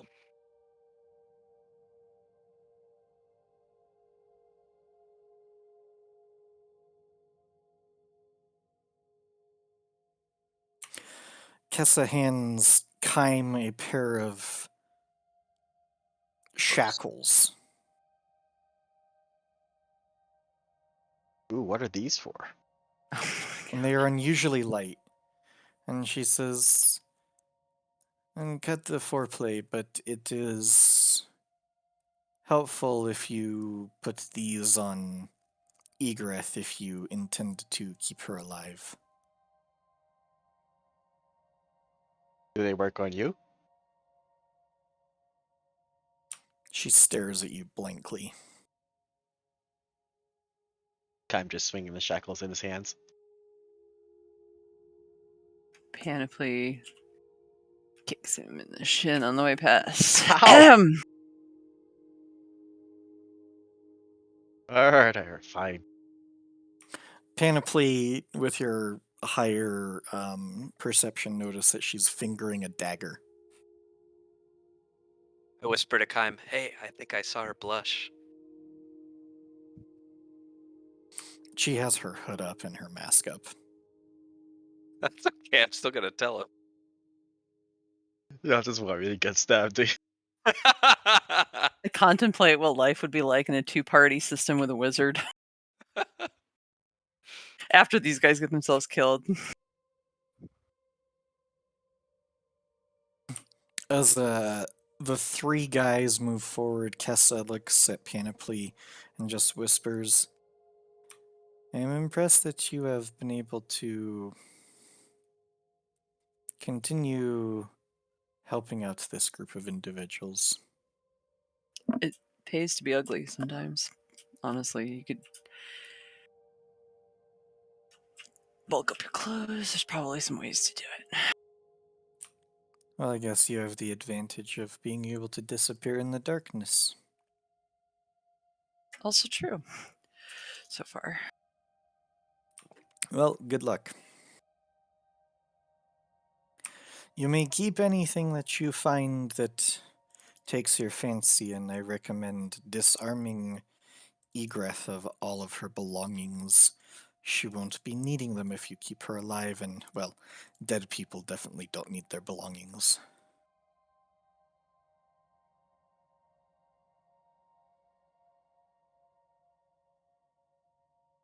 Which way's north? And I'm just like orienting to try and get back to her. Well, that way. And she points behind. So, where's Night Hollow from here? And which ways? She points sort of like northwest. Night Hollow, northwest. Ralapa, northeast. Thank you. All right. Keep an eye on Ben, Jerry, Mike, and Ike for us. Interesting names. But yes, I'll keep an eye. So we sneaking, we gone and having Arvin chat up a guard. Is it all one person and a lot of robots? What do you want to do, Simon? I will follow. Okay. If you want to stay with the horses, that's fine too. No. Besides, you might need me. This is true. This is where I keep my healing potion, buddy, and I point to a flask on my belt.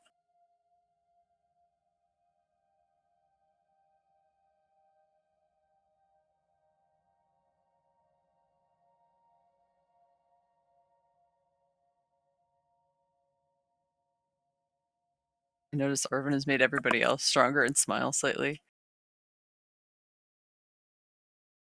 Does any of you know how to put out like late lights? I can dim them, but just quick query.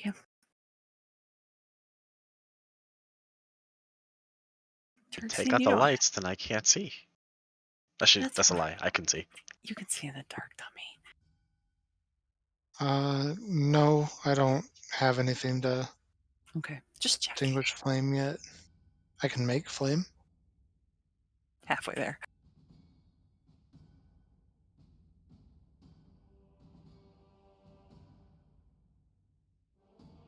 So Kime doesn't get to go first. That's the only rule to this game. He already started walking in. Are you all loaded in?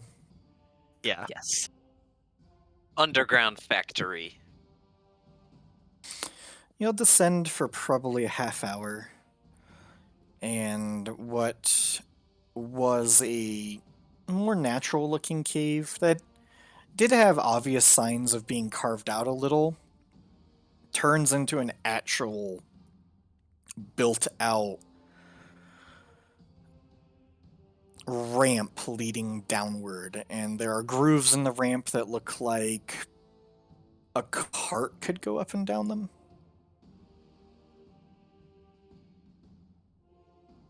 Are there any carts nearby? No. And there's a double door at the end of this ramp.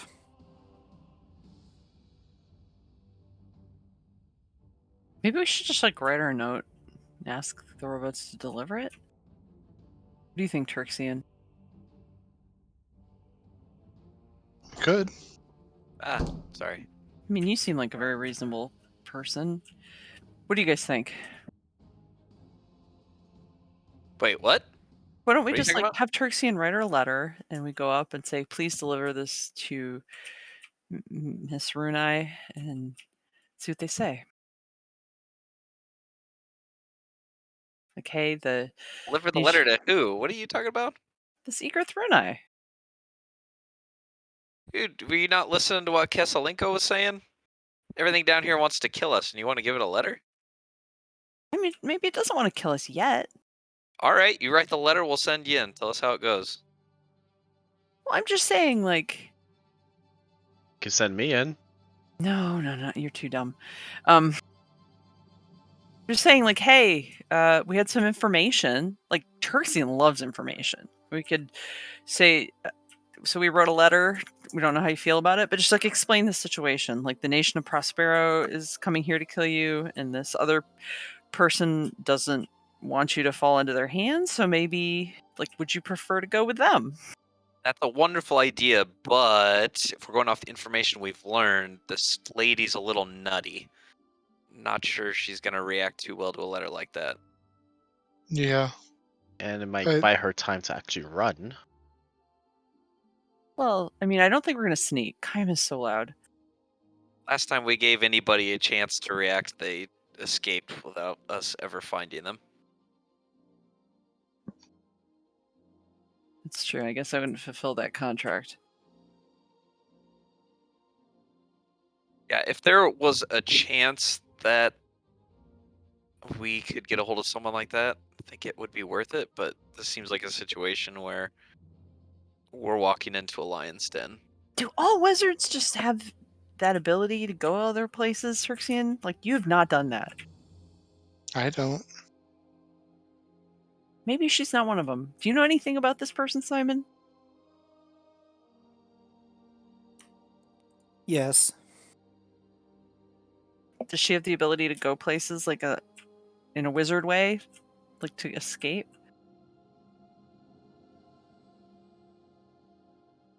Yeah.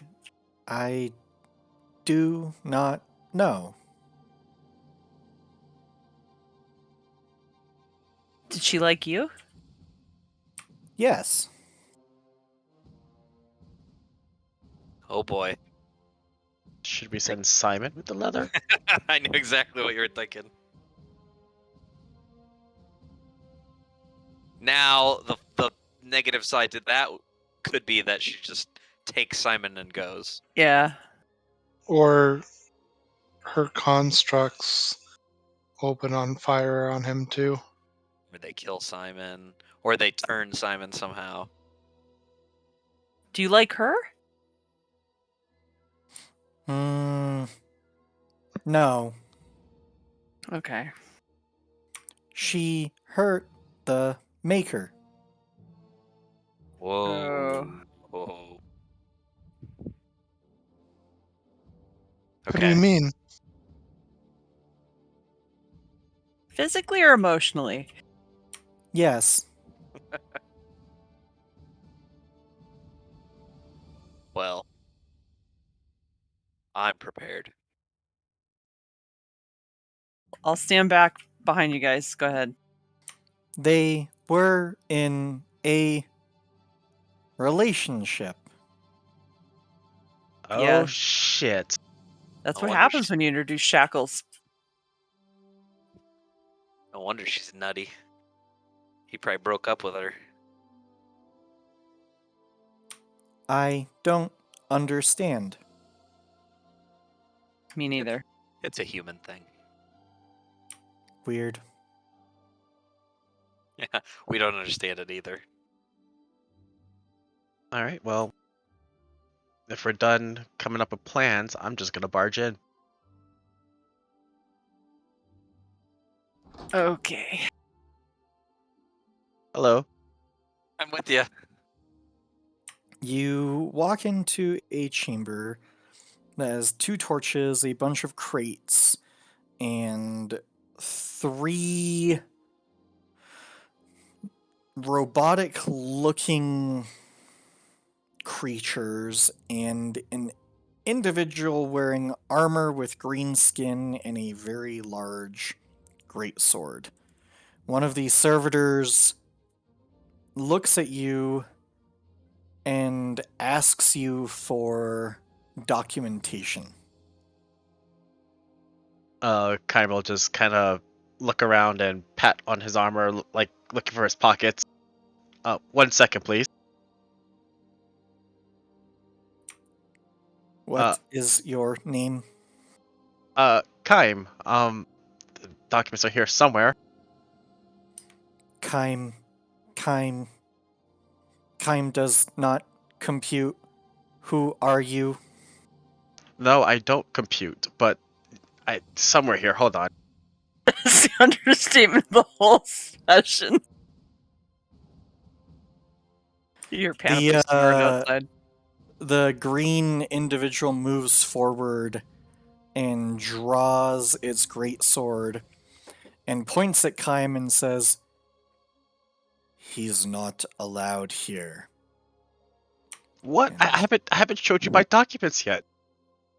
Hold on, I I have something here, and as Turksian says that, like, the robots were unsheathing weapons and, like, stop halfway. Turksian's gonna like, oh, let me grab it on my back bag. Sorry. He's gonna turn around and kneel and pull out some parchment and use his class feature that allows him to cast a ritual spell as an action Whoa! and cast illusory script on a piece of parchment paper and is going to quickly write out a letter addressed to him from Runai, inviting him here to help discuss some of her studies. And he'll present it and say, I have a construct here. I was asked to come help and collaborate with some research. I hope this will suffice." And he'll use his mage hand to uh, pass the note forward. Smooth moves, wizard. Make an Arcana check.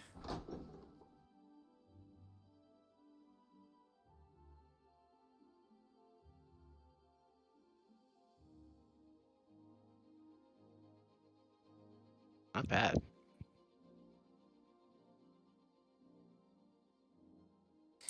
Okay, the green-skinned individual holds it and looks at it.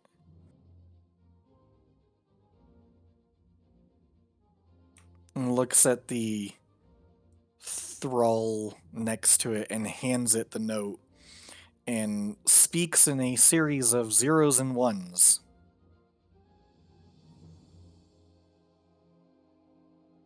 And that thing goes away. Looks back at you You must wait here. Sure. And these boxes is somewhere that I kind of could like sit down. Yeah. And this torch over here.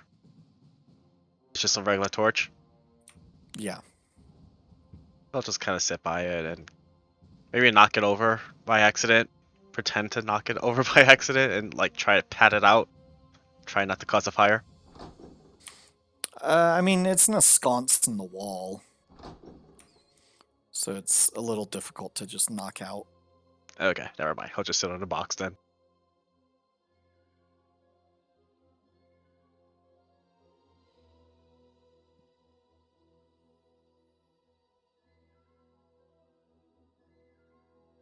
So when they go to Egret and she knows that she didn't write this letter, should we take this moment at an advantage while we have it?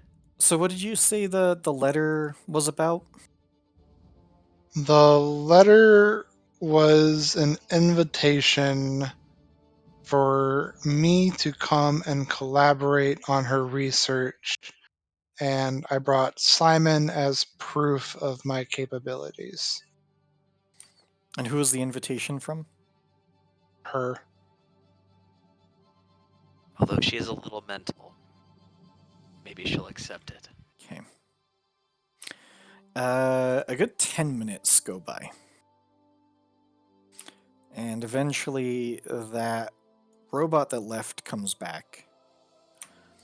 Then another individual, green-skinned individual in a robe comes back. And then a lady, an older lady appears. You have one eye. She does.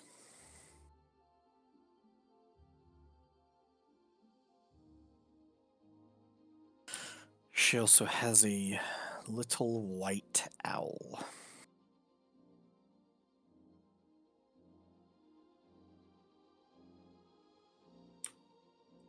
She asks, who is the one that wrote this letter? I did.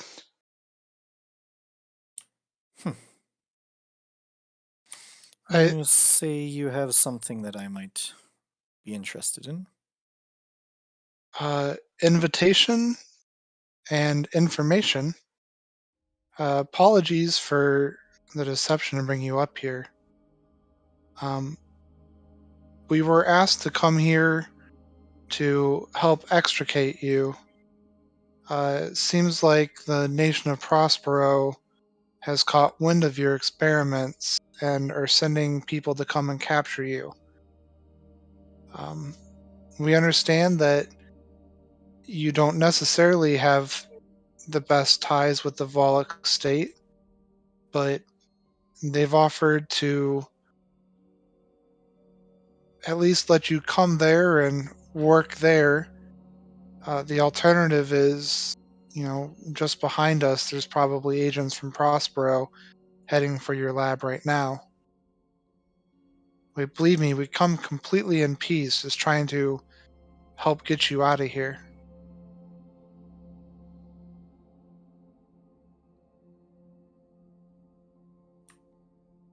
Roll. You can either roll persuasion or deception. Being honest, so persuasion. Shit.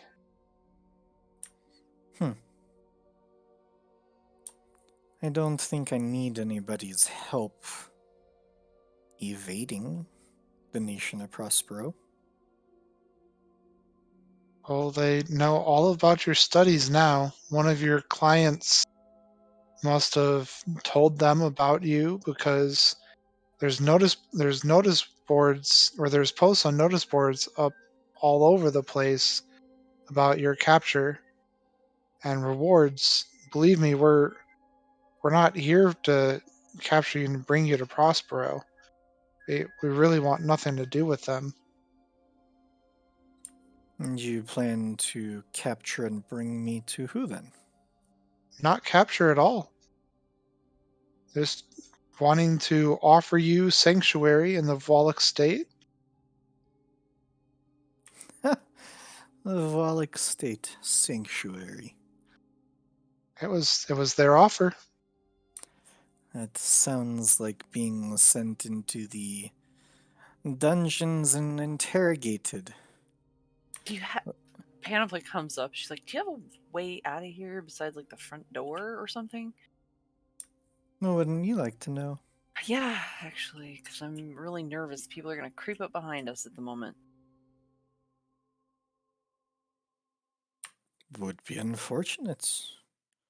They would be behind you, and I would be behind you, and behind my creations.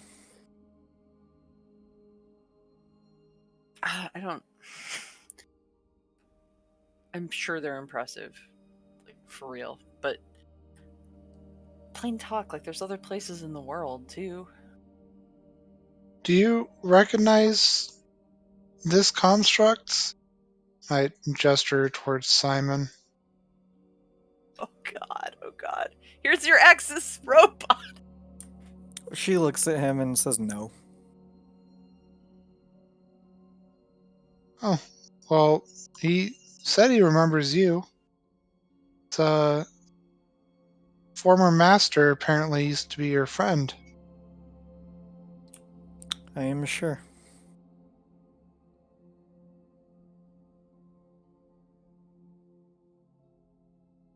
Why would you come to where I reside with presumably a robot of a friend's? Wouldn't that mean that you have killed this so-called friend? No, actually, we've been trying to find him. He went to a lab similar to the one you seem to have here, where we met him, and we promised to help him find his master. Oh. Yes, so he disappeared. That would explain a lot. Very interesting. I think he left some papers that probably implicated you in something. We don't care. We're not even from this continent. That sounds just like him. Implicating me in things. Well, it seems to be a thing that people don't like other people building robots here. So let's pretend I believe that you are here to safely extricate me and that the Volok state will give me peaceful passage and sanctuary. What is your plan? Help you pack up any of your studies that you need and get you on your way before the agents of Prospero get here. Pack up. You say that like you know what is going on. I believe I have some inkling of an idea. Again, we've already been in your friend's lab. I assure you this one is different.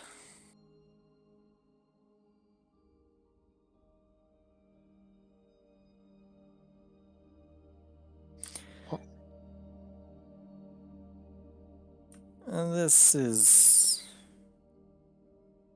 my income. And Dr. Thoroughly Crolius was more of a theoretical scientist. I create real working constructs. He creates broken minds.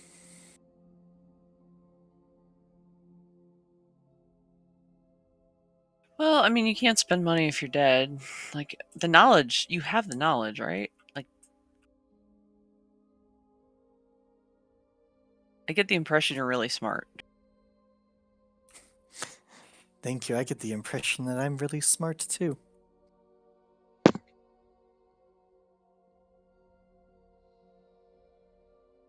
So you're totally confident that, like, the nation of Prospero is not going to defeat you? They seem to have some also very impressive minds. They won't be able to follow me. Okay, so you Just do like have a Dr. way out. Thirdly Crolius. Okay. That's good to know. Well, you're all concerned about leaving because you're packing up. So if you'd have to leave either way, I guess all we really care about is, you don't end up falling into the Prospero's hands. If you don't want to go to the Volok state, that's fine, but we need to get you away from the nation of Prospero. Panoply's very nervous at this point and is going to check up the ramp. I'm just going to make sure nobody's incoming. Make a perception check.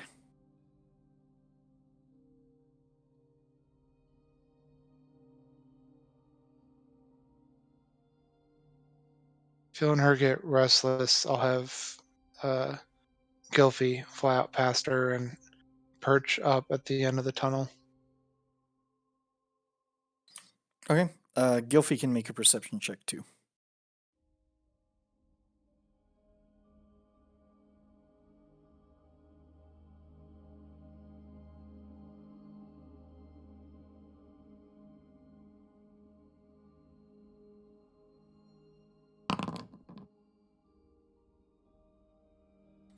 All right.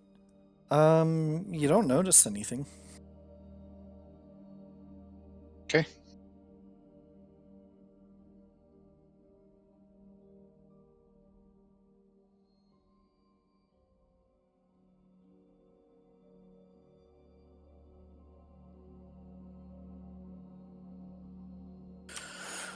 All right. So is it Panoply and Turxian talking? Yes. All right. One of you can either persuade or decept with advantage if you want. You do it. Oh, that's a great idea.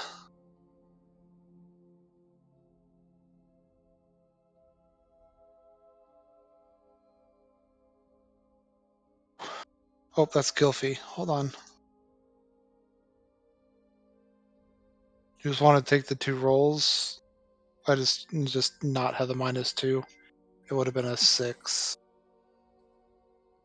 A +0. Yeah. Okay. She's looking at you all. I'm not seeing the benefits of going with you. So you can either leave or the other choice.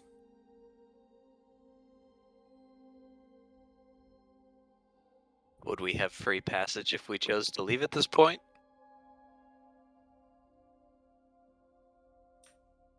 To an extent. I mean, you know where this place is. We're not the only ones. Well, the Volok state has always known where this location is. I don't think they're the only ones either. And if one of your clients told the nation of Prospero about you, I'm sure they also told them where you can be found. I guess I better get packing. That's all we're here for. Well, I didn't say I would come with you. You don't need to come with us. We just need to make sure that you don't fall into the hands of Prospero. Interesting. Do you That's like the literally Prospero all you people? came here for. Do you? I mean, you don't like those guys, do you? I'm just curious. Like, we haven't had many dealings, but they don't seem great. No. No. There aren't many people I like, but they are definitely at the end of the list.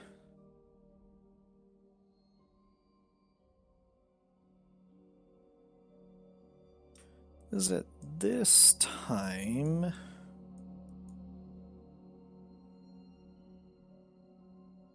Another robed individual appears. Oh, yikes. Is it a blue one? Yep, another green one. Time. Don't you think it's time to hit the dusty old trail? I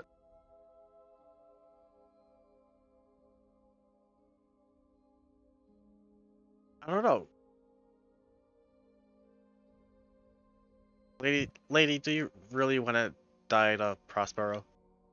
I don't see you being able to get out of here alive. Oh, is that a threat?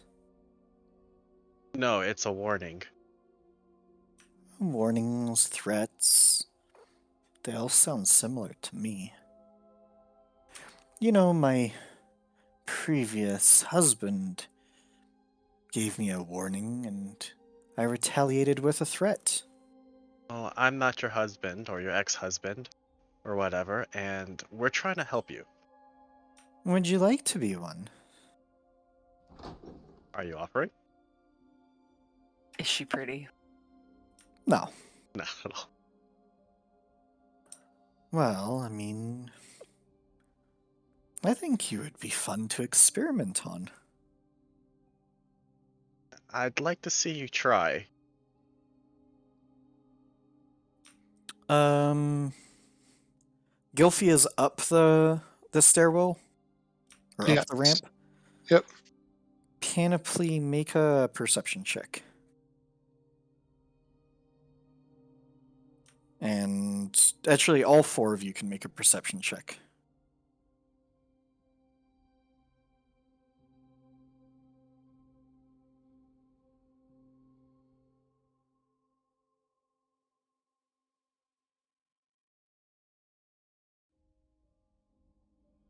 Well, fuck.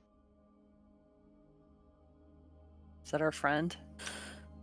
Panoply, you heard the door, but you didn't notice until the last moment Keselinkov behind Egrith Runai with a short sword Shit happens, man. unsheathed.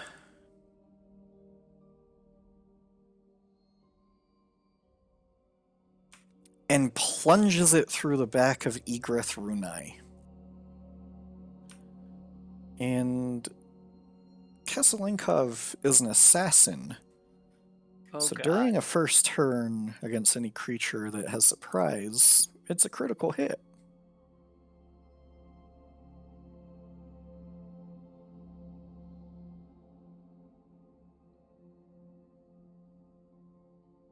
Oh my god!